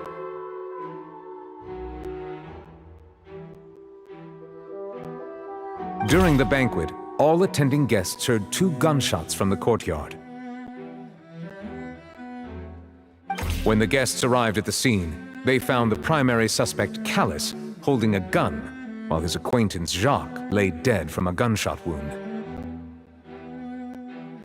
The guards' investigation did not recover any other firearms from the scene. As a result, they concluded that the suspect's first shot must have missed, while the second must have taken Jacques' life.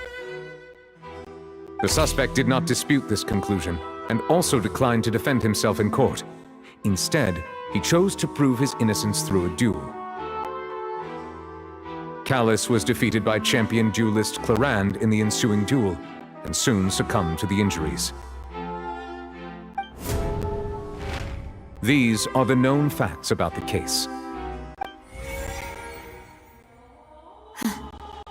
The one with the motive to kill was Jacques, not my father. And even so, Jacques still had no reason to pull the trigger. In truth, the third person shot Jacques first, and was shot in turn by my father when my father seized the gun from him. After that, the true culprit turned the third person into water, erasing all traces of him from the scene. Thank you for the summary, Your Honor. Of course, the guard's conclusion appeared quite sensible to us at the time. However, we should revisit the case now that we've gained new information about the abilities of water from the primordial sea.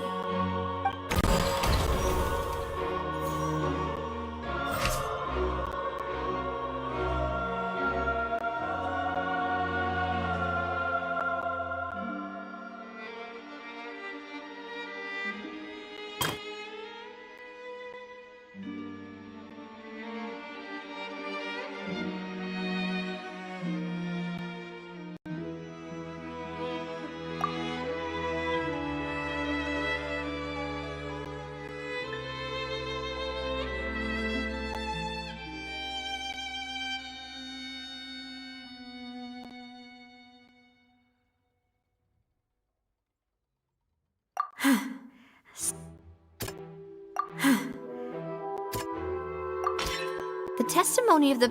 However, in the end, he reconsidered, and instead shared everything with Callus, hoping to seek the latter's protection. Unfortunately for Jacques, the true culprit had already considered this possibility, and had sent out another assassin.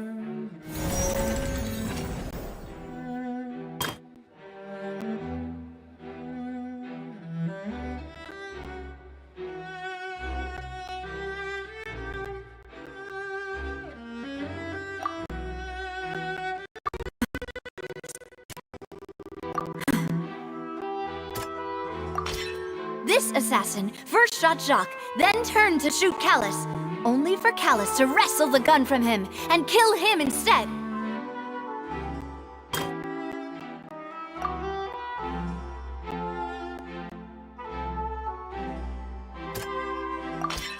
A pile of clothing, but now it is clear that the clothes were proof that there was... Since it was raining that day, the culprit was confident that they could use the rain to wash away all traces of their dissolved accomplice.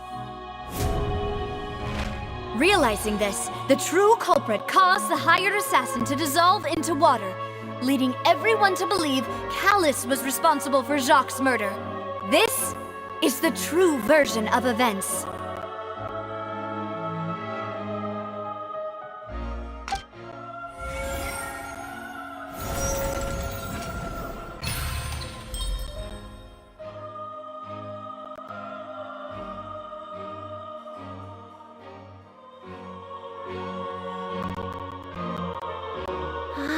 That's what happened. Wait, you're telling me something as dangerous as water from the primordial sea has been used for all these years? What a great theory. It also explains Callus's and Jacques' respective motives. I guess they didn't shoot each other after all. Mr. Marcel, you are the one being charged with the crime. You should provide a rebuttal if you wish to prove your innocence. Ah, but I think I agree with everything Navia just said. In fact, there was nothing in her speech that directly implicated me. Then, may I ask some questions? In my opinion, we primarily need to determine two things. One, do you have the evidence to back up your claims? I'm afraid not. At least not at this very moment. Boo! If you don't have any evidence, you should just go home! I may not have the evidence with me, but I know where I could go to collect it. If we look up the deserted clothes against a record of people who went missing around the same time, we should be able to find a match. Considering the serial disappearances case, the guards probably kept careful records of all missing persons from around that time, regardless of age or gender. That makes sense to me. Monsieur Neuvillette, I would consider this to be a reasonable investigative direction. Why do I feel like Farina's acting a little differently today? Maybe she's scared of embarrassing herself again? Alternatively, she's become more diligent after charging an innocent citizen in the last trial. My second question has to do with the ensuing duel. If the truth is indeed as you described, then why didn't Mr. Callus explain himself in court? If he had testified that a person had been dissolved, he could have at least mounted a defense. I've thought about this too, and the answer is actually pretty simple. He felt there were things that were more important to him. The dissolving power of water from the primordial sea is an important secret for the true culprit of the serial disappearances case. My father could have exposed it for all to see, but he chose to take it to the grave. At that time, Spina di Rosula was in dire straits, and his reputation had already been shattered. He had no guarantee that going forward with the truth would allow the culprit to be brought to justice. What was certain, however, was that it would paint a gigantic target on my back. Boss once told me that Demoiselle had already been selected as the next target of the serial disappearances case. What? If the secret had gotten out, the culprit would have fought an all-out war with Espina right there and then. I wouldn't have been the only one in danger. All of us would have stood to lose our lives. Of course, the guards might eventually figure out the truth of the matter and determine that we were in the right. But what good would that do? How can a hollow verdict protect anyone? Had this opera house ever given my father any kind of confidence in its brand of justice, Spina di Rosula would have had no reason to exist. But by staying silent, we retain the ability to deter our opponents and continue the stalemate. I was able to become Spina di Rosula's president, which made me harder to target, as well as giving me more time to grow and learn. And once I have figured out the truth and stepped up to the challenge, I will do what this opera house cannot, and restore my father's truth and honor back to him.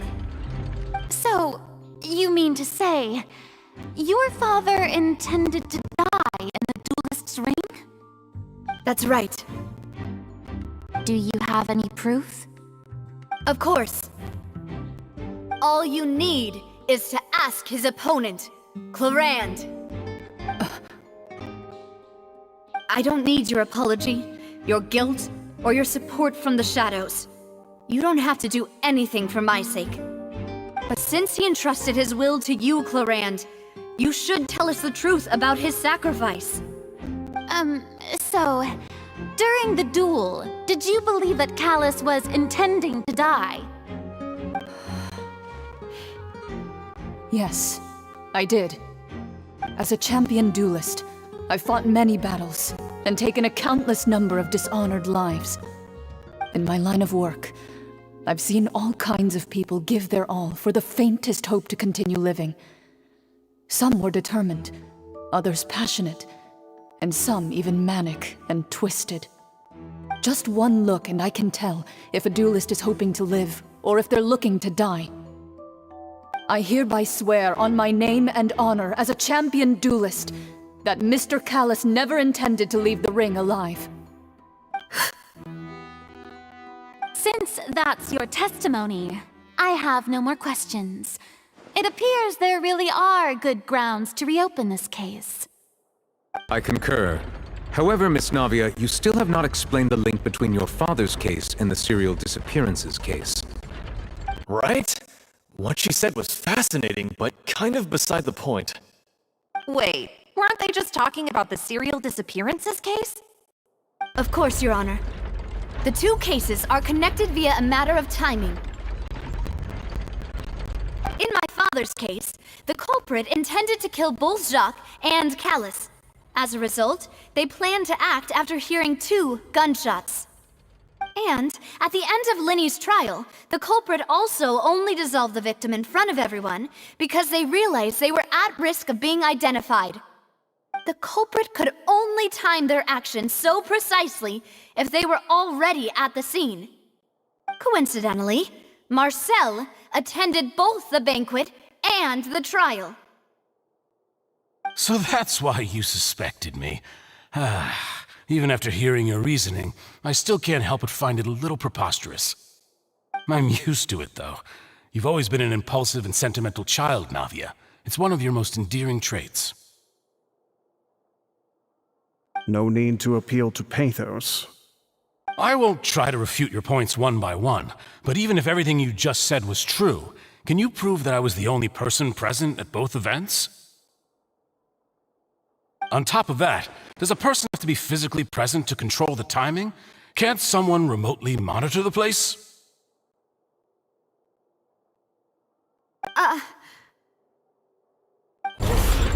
Know what she can say to that. I know that even with that, you might still think you can reduce the list of suspects with some further investigations, until I'm the only one left on the list. Alas, who won't feel at least a little hurt by an accusation of murder from a girl you see as your own daughter? But if I were to dismiss this completely, you'd also think I'm not being considerate of your feelings. Ah well, let Uncle Marcel teach you another lesson. Do you know what the biggest flaw in your reasoning is? I suppose you're gonna tell me anyways. It's timing again. I'm a businessman by trade. From that standpoint, there's no reason for me to kidnap young women. It's a high-risk action with nothing to gain. In addition, I left my home in Snezhnaya when I was young to come to Poisson and work in some trade. My business only thrived when I received Callus's patronage. But the disappearances began before I ever stepped foot in Fontaine. I do apologize, demoiselle. This was my mistake. No, it's not your fault. I'm sure he had come prepared. Is there anything else you'd like to say? Would you like to check the date of my first business license against the first known case of the serial disappearances? You can also take a look at my border entry records, or ask my friends and family when I left Snezhnaya for the first time. Could those records and testimonies do something to appease the unspeakable anguish in your heart? Seems like she got the wrong guy. At this rate, Navia will be convicted for falsely accusing him. I think you've done a superb job of dissecting your father's feelings as he neared the end of his life. But aren't you going against all of his wishes and expectations right now? He wished for you to become more rational, collected, and conscientious, instead of dwelling only on your own feelings. Once you've learned to be more considerate of others' feelings and to stop rushing headlong into things, you'd have met most of his expectations. This isn't just about me, and it never has been. The biggest difference between me and the rest of the victims is that I still have the ability to search for the truth, while that same agency has long been taken from them. The people whose families were destroyed by synth abuse, the people who lost their loved ones to the serial disappearances, and the people who suffered tragic ends due to their sense of justice. Many people's images are flashing before my eyes. I'm sure some are coming to those of you in the audience as well. And whose image do you see, Marcel? Is it a man named Vacher? Oh, so you do know that name. I'm merely surprised you'd suddenly say the name of someone I've never even heard of. I was waiting for you to say that.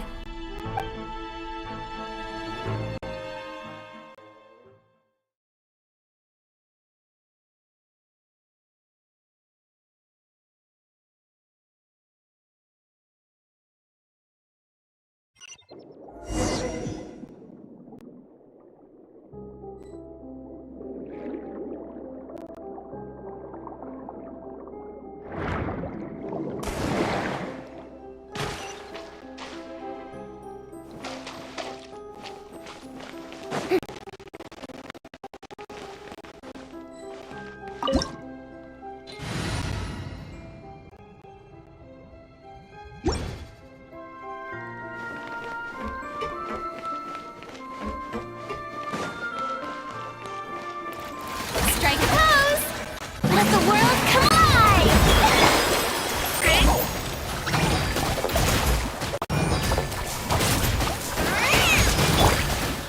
Alley-oop!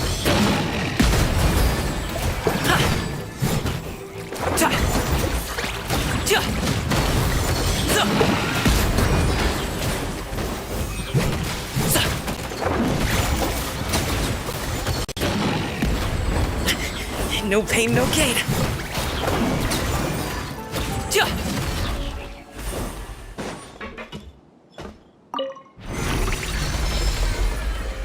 Whoa! The floor is going up! Is it because of this mechanism in the middle? That guy really prepared a lot of stuff for this place.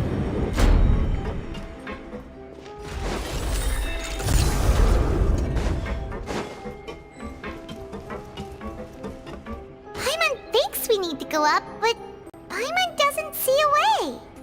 Let's take a look around. Maybe we'll find a hidden mechanism that'll show us the way up.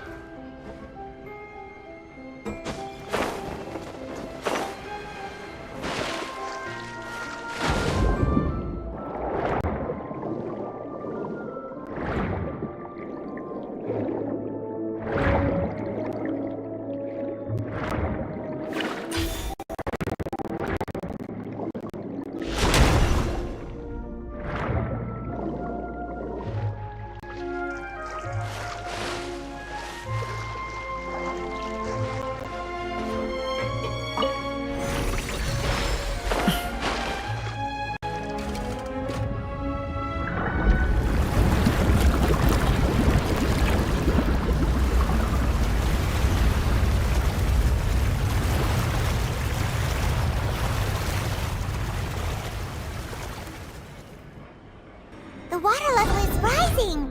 Now we can swim to the top! But this is still a ways away from where we need to go.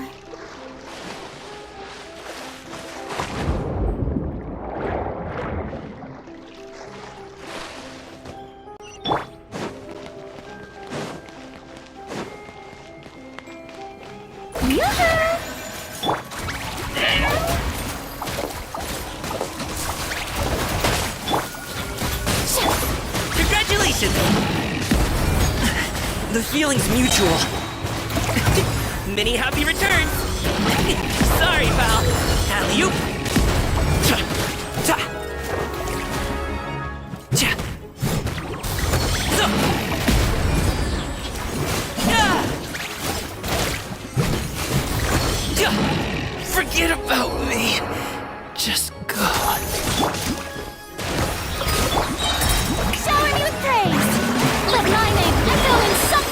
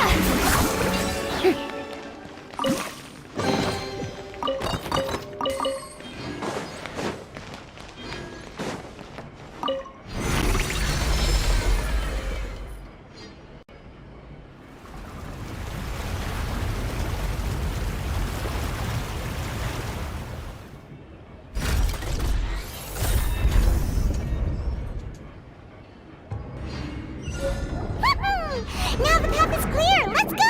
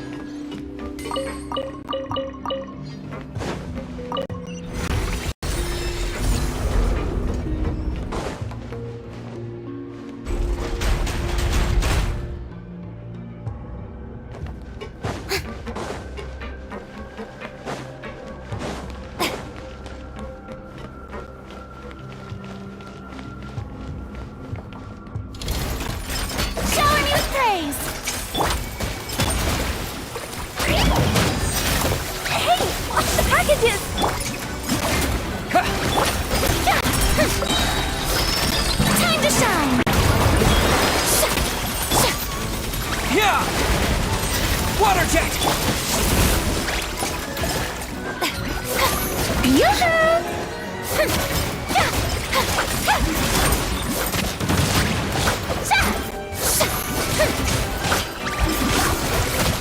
Stop that!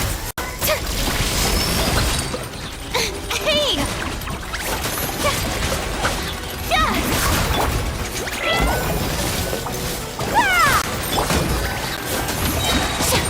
Let the world collide!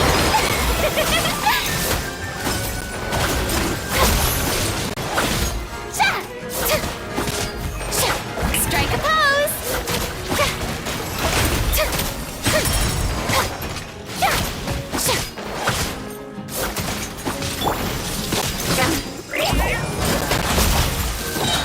Right here, please!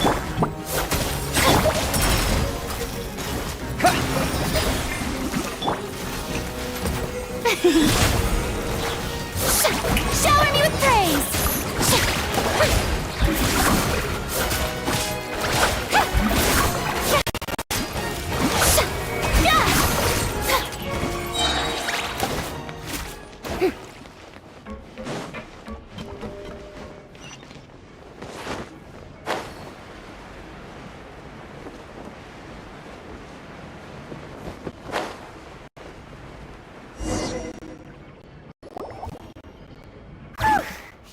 After all that, we finally made it to the innermost. Though, as expected, the mastermind isn't here. That's right. Then let's hurry up and find some evidence so we can get back to the opera house.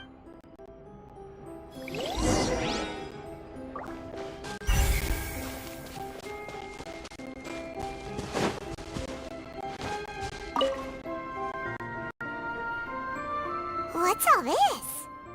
Aw, it's a bunch of really cute things! Pink accessories, a hair tie, A necklace? Even a makeup box? Oh, Paimon sees it too, but why are all these cute things labeled with different girls' names? Huh? You mean the girls from the serial disappearances? They were brought here, and then they were turned into water, and all the boxes of things. These names.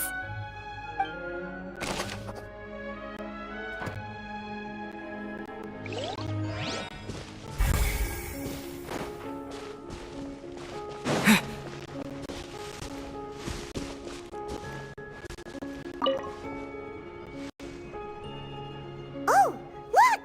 There's an important-looking basin over here, and it's full of water! That means this is where they make all the synth!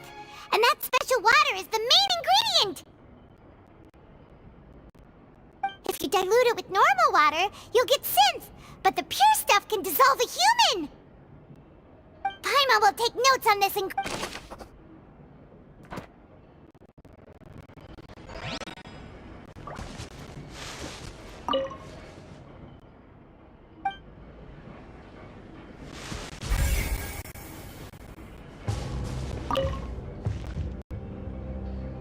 Let's see what's written here.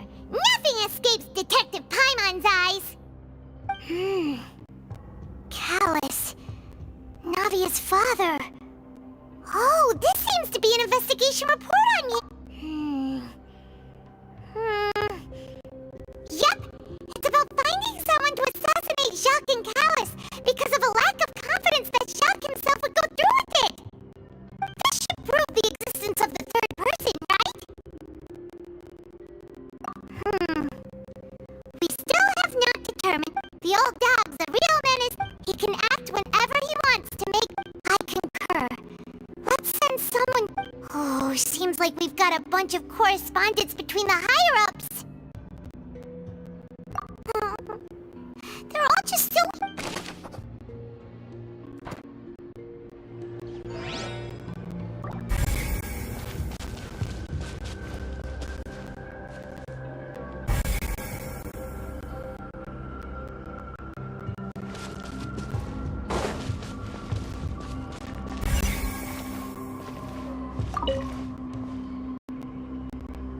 What's this over here? Looks like some kind of place for research. Experiment number 16 aims to verify Jacob Ingold's research conclusions on the primordial sea and use his theory as a foundation to achieve a breakthrough. The experiment was a failure. No individual managed to resurface from the water from the primordial sea. Female specimens 22, 23, and 24 were dissolved.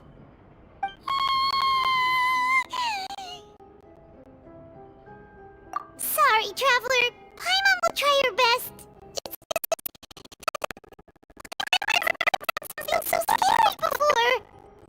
How can someone write something that terrible in such a matter-of-fact tone? You read the rest. Paimon is too scared to keep going.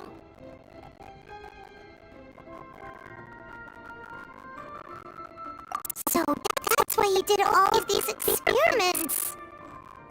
Wait, do you really think you'd be able to find a way just by dissolving people over and over? That's just insane! Huh? Isn't that the name you heard by the fountain? Paimon thought he was an eyewitness in the serial disappearances case. You mean Vache is the one who did all of these experiments? So that's it. Vache was no victim. Personally took his mother and... No, that's not it either. If that's the case, why would I want people to resurface from the water? In any case, Paimon will write it all down.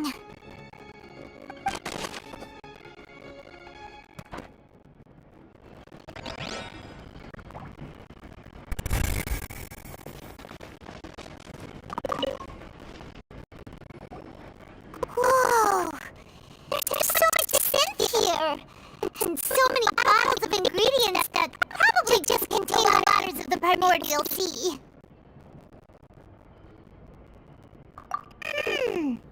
Mixing in progress. Ready to drink? Stock sample? Huh. They've also got all the synth pretty clearly labeled. Whoa! There's even the fruit flavored synth? Yep, it's super obvious.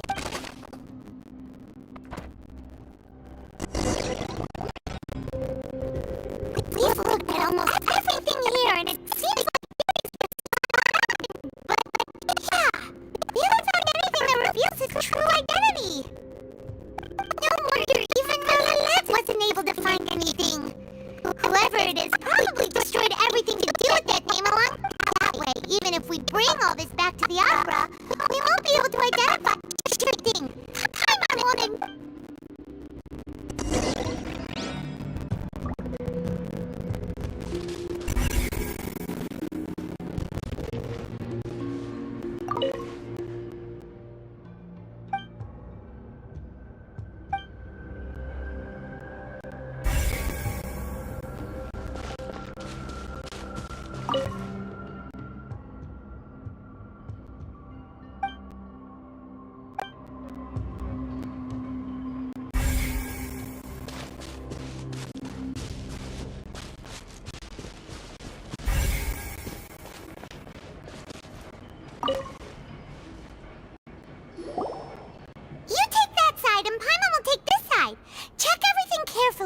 We'll find something for sure!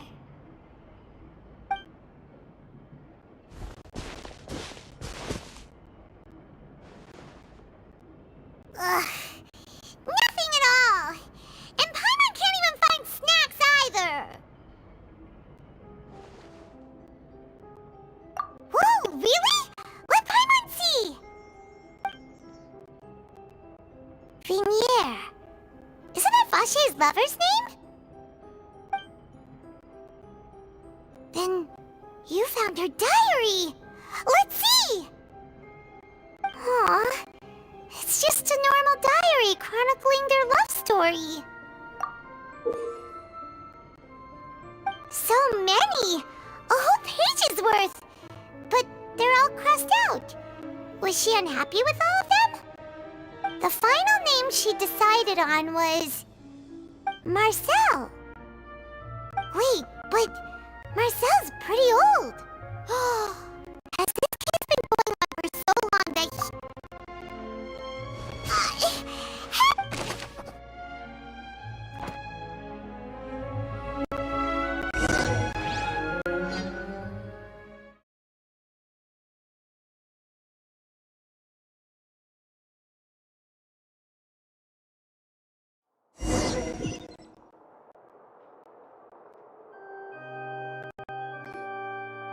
And whose image do you see, Marcel? Is it a man named Vache? Oh, so you do know that name. I'm merely surprised you'd suddenly say the name of someone I've never even heard of. I was waiting for you to say that. Navia! We're back! As expected of my partner. I just knew you'd return in the nick of time. Just how often do you intend to flout the rules of this court? It's all right, Monsieur Nervalette. Given their confidence, I expect they've found the crucial evidence.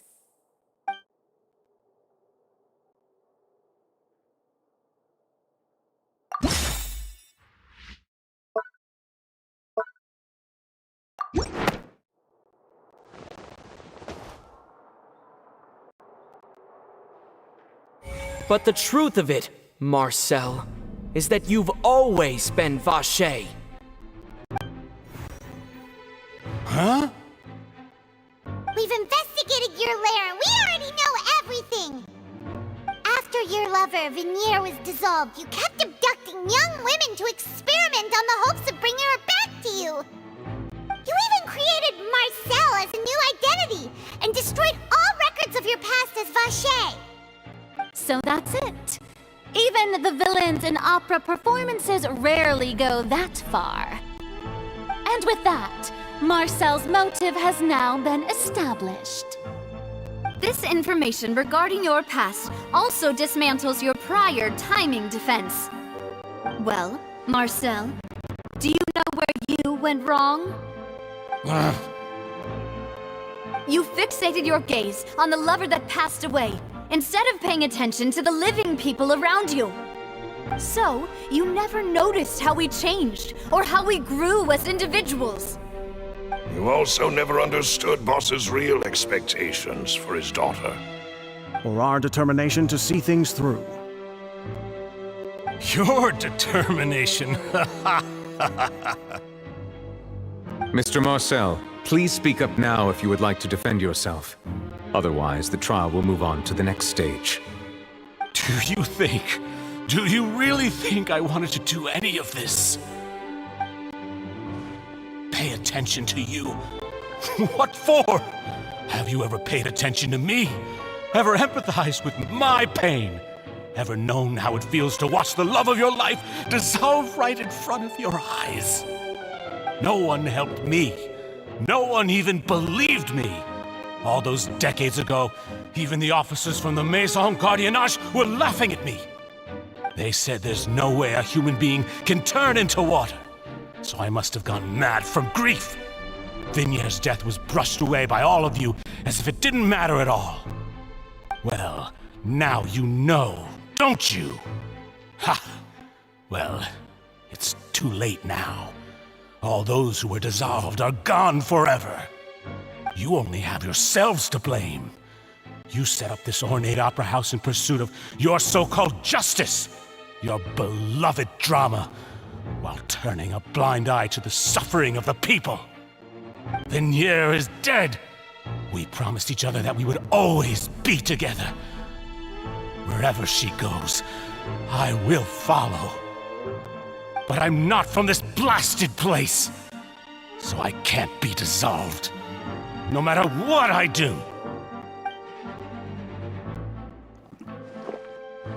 Hey, is that water from the primordial sea that he's drinking? I can't dissolve! Can't dissolve! Can't dissolve! Do you all see? I can't go, I can't follow. So if I can't go where she is, what choice do I have but to try to bring her back? I did all of that, and in the end, that accursed Callus still got the better of me. I spent my entire life living on pins and needles, only to get stabbed by his idiot daughter at the very end. The suspect is exhibiting signs of mental distress. Guards, please restrain him. Don't touch me! Don't anybody come near me! I still need to save Vignier. Our promise. We made a promise. Vignier. Vignier! Please, Vignier. Don't think badly of me. All I want to do is fulfill our promise. At this point, the verdict of this trial is clear. With Mr. Marcel's conviction, the charges against Mr. Tartaglia no longer have any basis. Fine by me. I was in a bad mood, but after a show like that, I'm actually feeling pretty good. Traveler, please submit all the evidence you have collected to the guards, so that I might review and summarize the truth behind the serial disappearances case.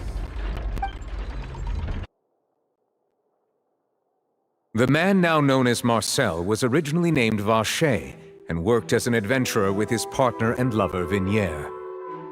During an underwater expedition, Vignier accidentally came into contact with water from the primordial sea and was dissolved in front of Vacher as a result. Vacher learned of the primordial water's existence through the work of others and began to kidnap young women for research, with the goal of discovering a method to restore Vignier back to life. To cover his tracks, he invented the new alias of Marcel and began to operate a business in Poisson.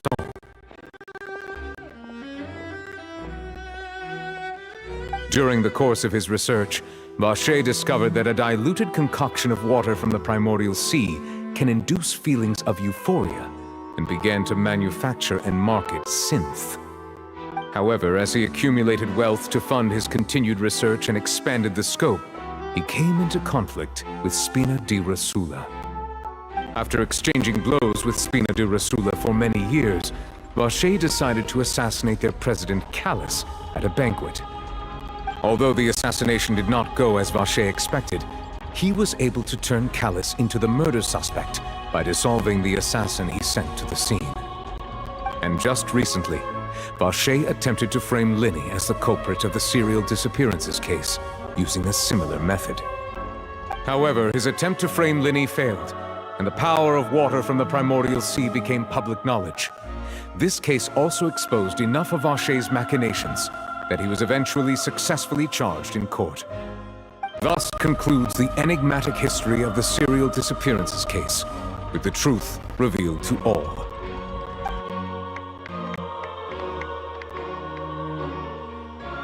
The oratrice will now deliver the final verdict regarding the charges against Mr. Vache.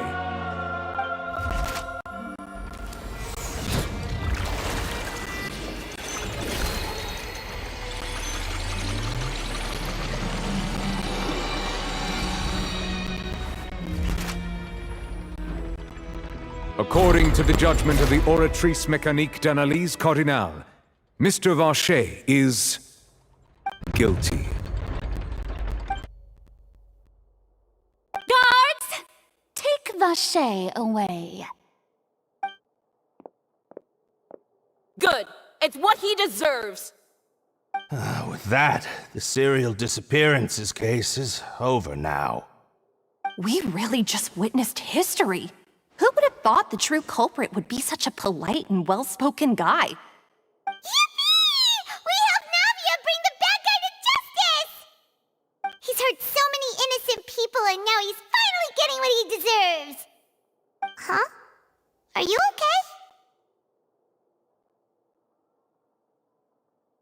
okay? Demoiselle, you were absolutely brilliant. The day our late boss had always hoped for has finally come.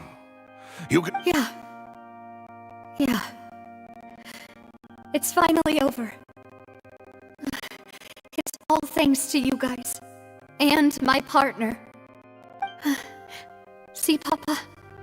Spina di Rosula's still doing well with me at the helm. Well now, hasn't this been a most delicious piece of drama? The villain has been caught, justice has been served, past wrongs have been righted, and it's a big ol' happy ending. Since it's been such a great show, I'll just let the false accusations against me slide. Either way, I've still got some business to attend to, so if you'll excuse me... Please wait just one moment, Mr. Tartaglia. What now? None of this has anything to do with me. According to court protocol, since this trial was initiated due to a charge against you, a verdict must also be made regarding the initial charge before the trial can conclude. Oh, come on. Is this really necessary? Haven't you already caught the real criminal? Isn't it time for side characters like me to exit stage left? Please respect the laws of Fontaine. This has always been the rule. All right, but this sure is a lot of hassle. All I need to do is stand over there, right? Let's just get this over with. Through evidence presented in the public trial that was just held, it has been established that Mr. Tartaglia has no direct connection to the serial disappearances case. The guilty party has been identified, and thus it is logical to suppose Mr. Tartaglia is innocent of the charges. We now turn to the oratrice mécanique d'analyse cardinale to render the final verdict on the charges.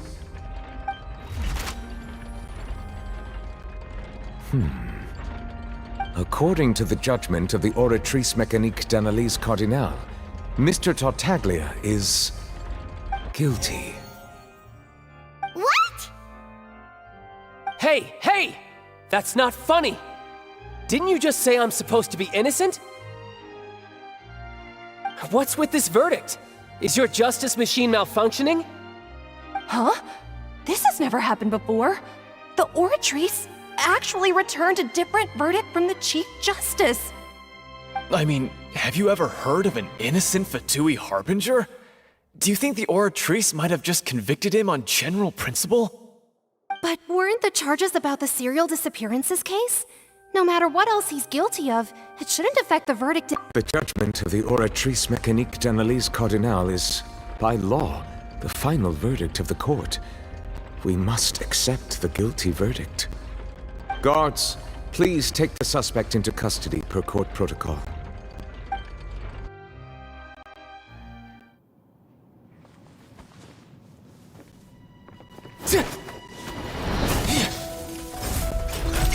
So this is how justice is done in Fontaine. What a joke. You've got your rules. Well, I've got mine too!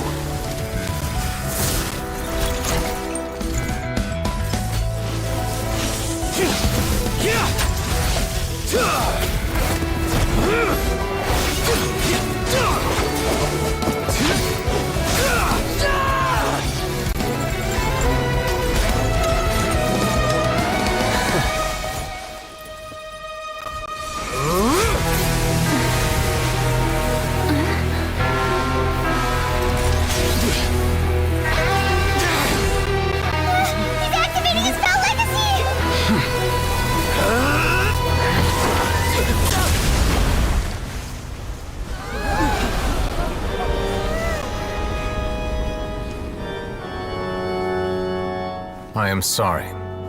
If you have been wronged, we will find the truth. But the rules of the court must be upheld.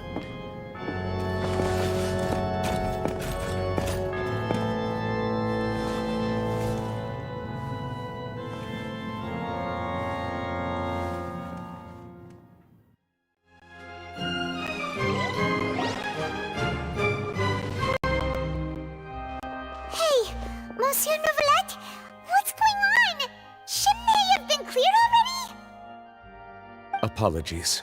This is also the first time I've encountered such a situation. However, according to the rules established at the conception of Fontaine's court system, the Oratrice's judgment is the final verdict of the court. All I do is follow court procedure. As for why the Oratrice arrived at the conclusion it did, you should probably ask someone more knowledgeable than me.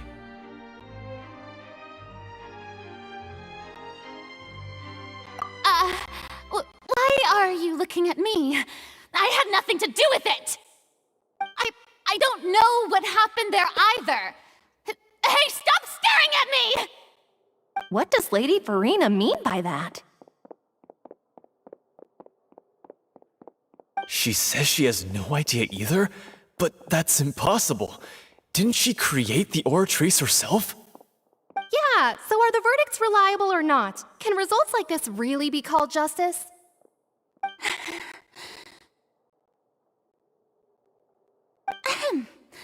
My dearest citizens, don't tell me, you thought But the way she looked just now, it was pretty obvious she had no idea what was going on. However, given the state of things, I shall give you, and if you thought Child had nothing to do with the serial disappearance of everything he's done, all shall be revealed. Now, having said that, although... So she chose to make her escape after all, did she? So you're saying we shouldn't put much stock into what she just said? She probably just put on that performance to save face. As for the truth, it's unlikely that she actually has any idea. However, please be assured that I will continue to investigate this case in a personal capacity. Just as I promised, if the judgment has been incorrect, we will do our utmost to clear his name. All right. Even though we feel pretty badly for him, we'll take your word for it for now. After all, he's done plenty of bad stuff, so he should have known he'd go to prison someday, right?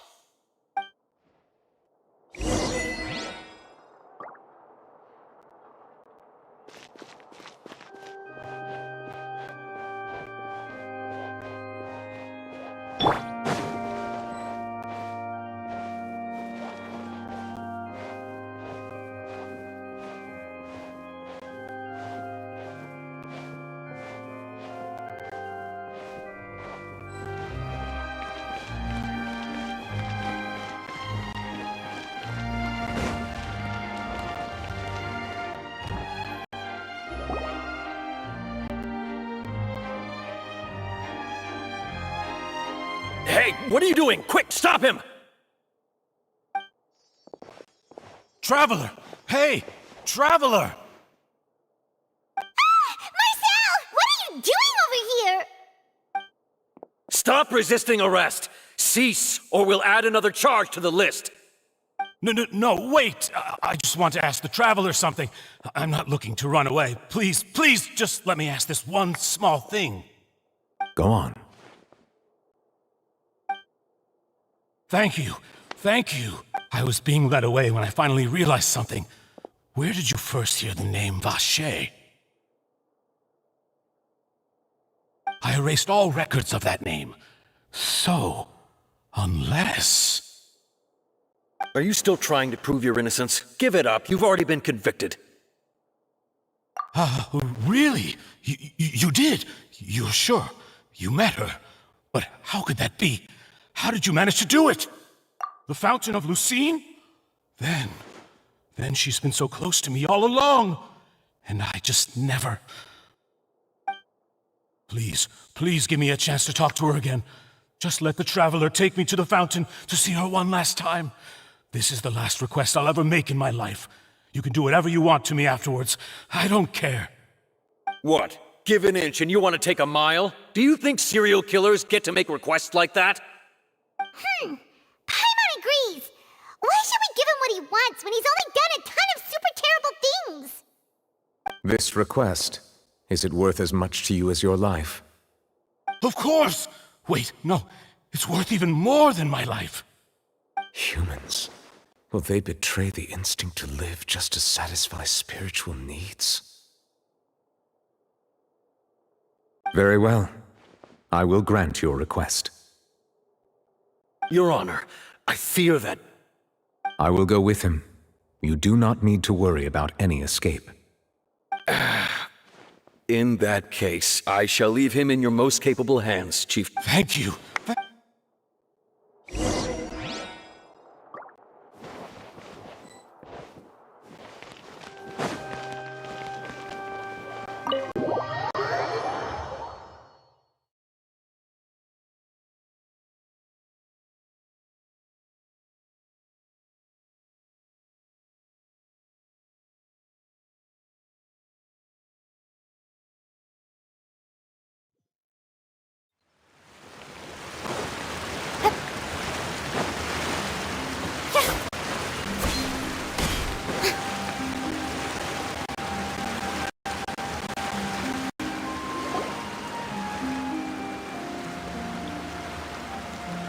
Is this the place? You said she's here, but what do I need to do to see her? Yeah, and even Paimon could hear her after drinking that thing. Didn't you just drink a lot of it on the stage as well? Oh, in that case... Vache! Ah! Yes, that's it! So you heard it too! Vinier, it's me! It's me, Vache! Vache? Vache? I'm here! I'm here! Hey, wait! Be careful! Hey, wait!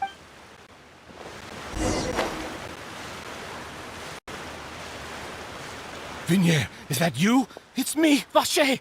Vinier! Vache?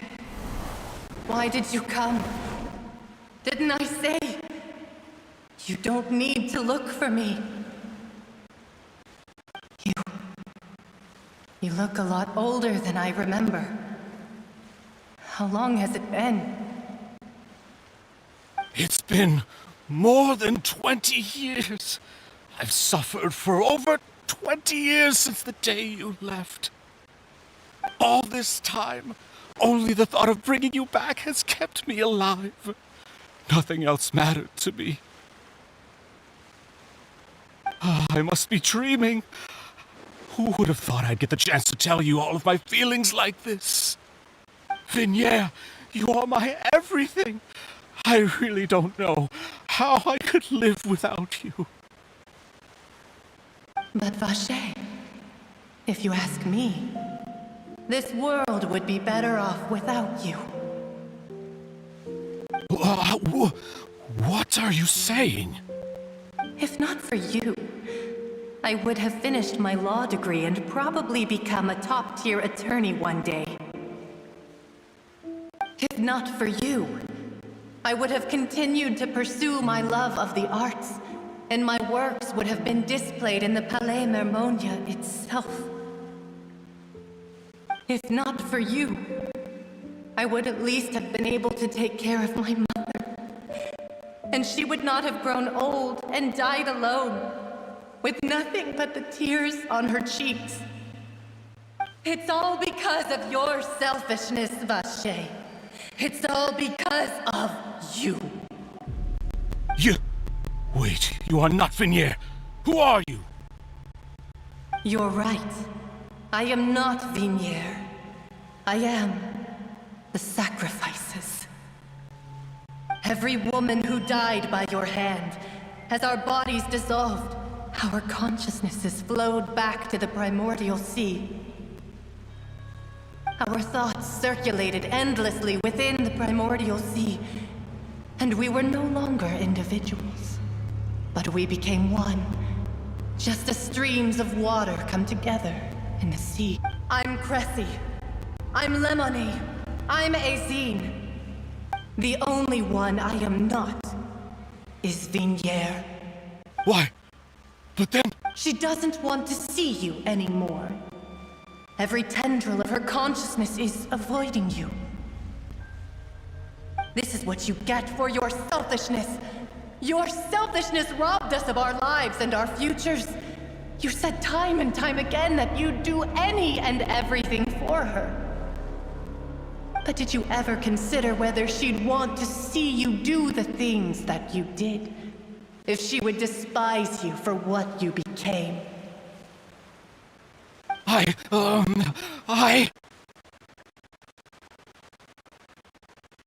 You are a liar, a heartless murderer, and a cowardly narcissist. The only thing you are not is Vignier's beloved. From the moment your first victim died and her consciousness merged with Vignier's, she has had nothing but pure...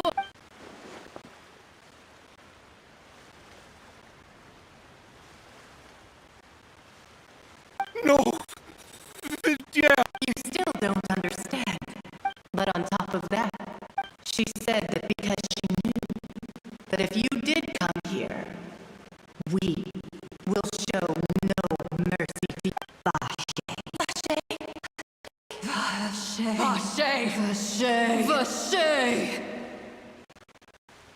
Drown.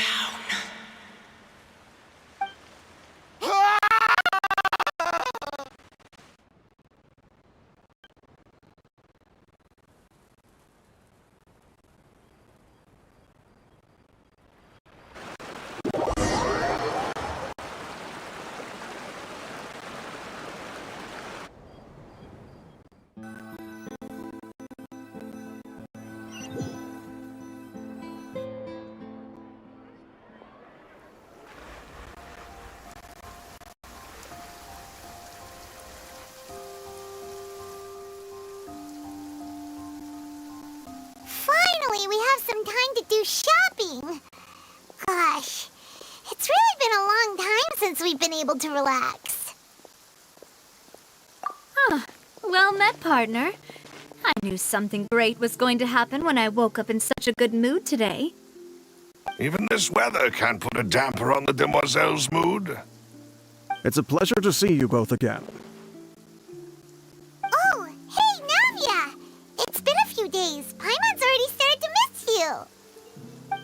Oh, now that I believe. I'm easy to work with and always bring home the bacon. Who wouldn't treasure having a partner like me? Sounds like you're really enjoying life these days, Navia. What have you been busy with since the trial? It's just been one thing after the other. I've been making non-stop trips between Poisson and the courts in Sen.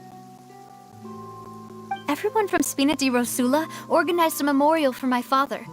We never held a memorial when he first died, since everyone knew that even if we held one back then, no one was going to come. This time, though, everyone in Poisson, and even many people from the court all attended. So his name's definitely been cleared now. That's what we like to hear. It's been the dearest wish of Demoiselle all along. That blasted stubborn fool. I was right to put my faith in him. I'm so glad I didn't give up on the case all those years ago.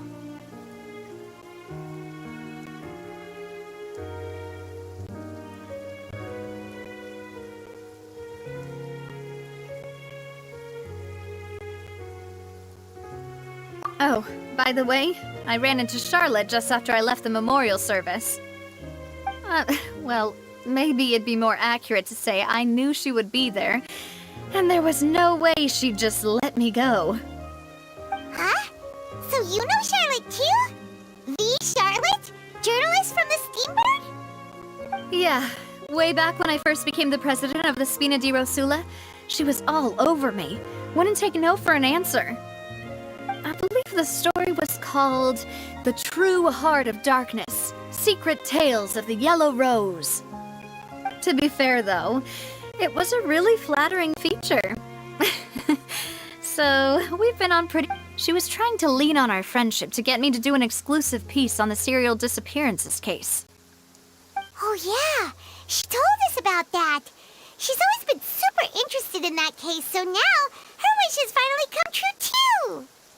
Anyway, I told her to make sure that when she writes about you guys entering the opera house with the critical evidence, that you both sound really cool. Now that's another thing to look forward to. We trust Charlotte's skills with a pen for sure. Oh, and in other news, I also took Clarande out for a meal. Oh, are you two on better terms now? While you were investigating, it was thanks to her that we were able to turn the tide. I wanted to thank her. Oh, that's... Anyway, now... what is it? I should pay a visit, and on top of... Miss Navia. Indeed. Sure thing. And in that case... Yeah, you're right.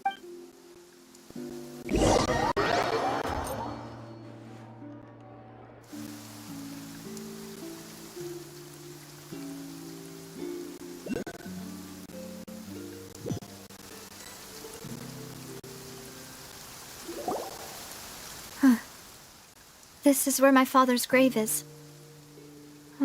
To be perfectly honest, even I haven't been back here for a long time. Huh? There's someone there already. Wait, that figure. It can't be... Isn't that Neuvillette? Why would the Chief Justice be here? Huh? Navia?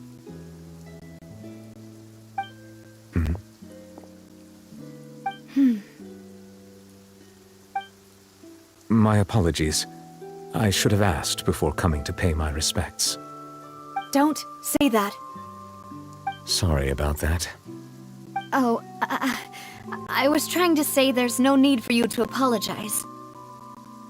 I wanted to show my father how much I've grown, but still, I doubt I've grown to the point that even the Chief Justice would feel compelled to apologize to me over and over. In that case, I will stop apologizing for now. You really could use some pointers on understanding human emotions, Monsieur Neuvillette. In any case, why did you come to Poisson? Well, ever since that day, I've been turning a question over and over in my head. Just what is justice anyway? There was once a time when I didn't want to believe that there could be anything more important to humans than life itself. Oh, rather than that, it's probably more truthful to say I didn't believe humans were capable of resisting the most basic instinct of living things. That they could rebel against their own nature, or consider certain things to be more important than their own lives. Which is also why I didn't stop your father from beginning that fateful duel. I believed that a truly innocent man would never throw away his life like that. That there was nothing, should have been nothing more important than one's own continued survival. But Mr. Callis proved me utterly and decisively wrong. If not for his sacrifice, the serial disappearances case would have remained unsolved to this day. Mr. Callis made the choice he did for his daughter, for his associates, and for many people completely unrelated to him. And in the end, from a certain perspective, one could say that he did it all for the sake of justice. A justice that's higher than life itself. So, you asked me why I came here. I just wanted to say my apologies to Mr. Callis in person. I should have noticed all of this much sooner. This regret has filled me with a sadness that has haunted me for days. That high and mighty chair in the opera Epiclese indeed insulates one from many important things. Spina di Rosula, thank you so much for your hard work and perseverance. I'm sorry for being mad at you before. So, you're actually one of those types that's cold on the outside, but pretty thoughtful on the inside, huh? That reminds me of Silver, one of my guys. Sorry about that. Self-expression is not one of my strong suits. Didn't I just say you don't need to apologize?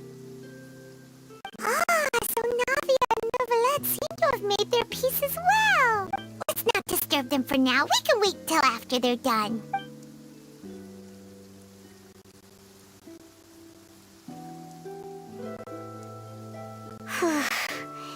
Paimon's never paid respects at someone's grave before. Did Paimon do anything rude there?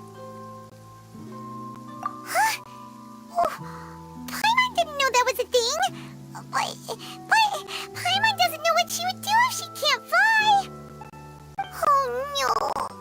Paimon hopes Miss Anyway, Novelette is still standing around there. It's not often that we can catch him alone like this, so why don't we go talk to him for a bit? If we can't...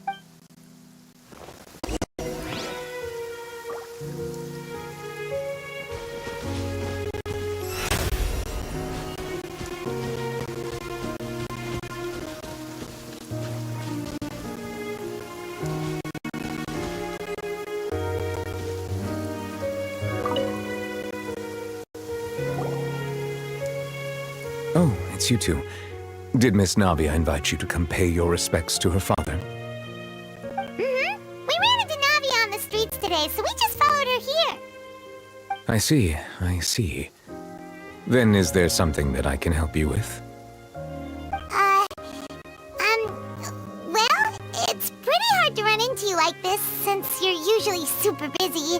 So we figured we could try to ask you a few questions, if that's okay. Please feel free. Though outsiders, you helped us solve one of the greatest mysteries in Fontaine, and it would be my pleasure to return the favor.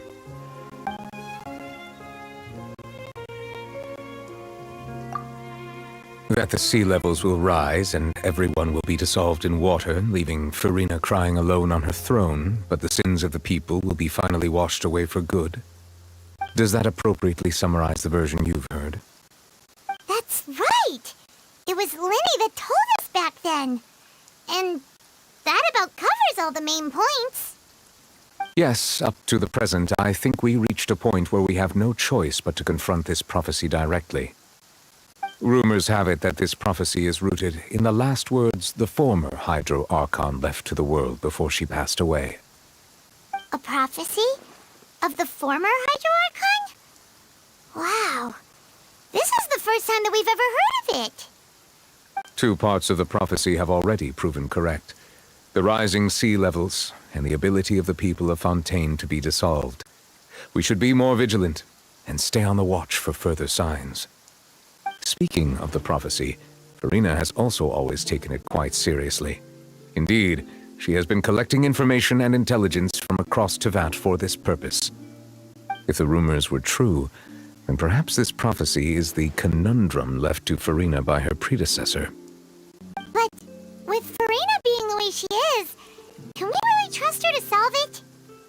Is there anything else you'd like to ask me about?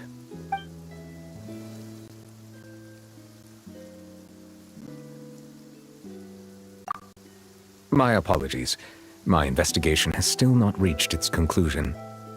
However, I still believe the judgment of the Oratrice was not rendered arbitrarily. But you also said you thought he was innocent. For many years, I have been quite aware that the Oratrice does not simply mechanically repeat the verdict that I give on each case. As a divinely created mechanism, the people's unified faith in the concept of justice is integrated into it. Not only can it produce the incredible power of indemnitium, but it likely also possesses other traits, such as self-awareness. Which is all to say, I have been prepared for a situation like this for a long time. So when Lenny told us that he heard a human voice from the room where the Oratrice's core is stored... I was not aware such a thing had occurred. Perhaps that could serve to prove my conjecture. I will add that to the list of items to investigate. In any case, I am inclined to believe that the Oratrice does have a methodology all its own. We just do not have enough information. Based on Farina's reaction, I doubt even she had any idea what was going on. She managed to bluff her way through it, though. They're time-tested. While we do intend to get to the bottom of this, for now, we regret to say that the Fatui Harbinger will just have to bide his time in the fortress of Meripede. If we did incorrectly convict him of crimes he did not commit, we will most certainly compensate. If you ask Paimon, the only Is there anything else you'd like?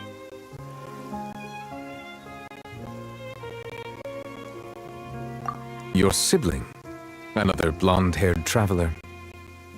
I'm sorry, but I've never seen anyone who matches that. If she ever stepped foot in Fontaine, I'm sure she followed our laws to the letter, and had no reason to appear on the stage of the opera Epiclese. Is there anything else you'd like to add?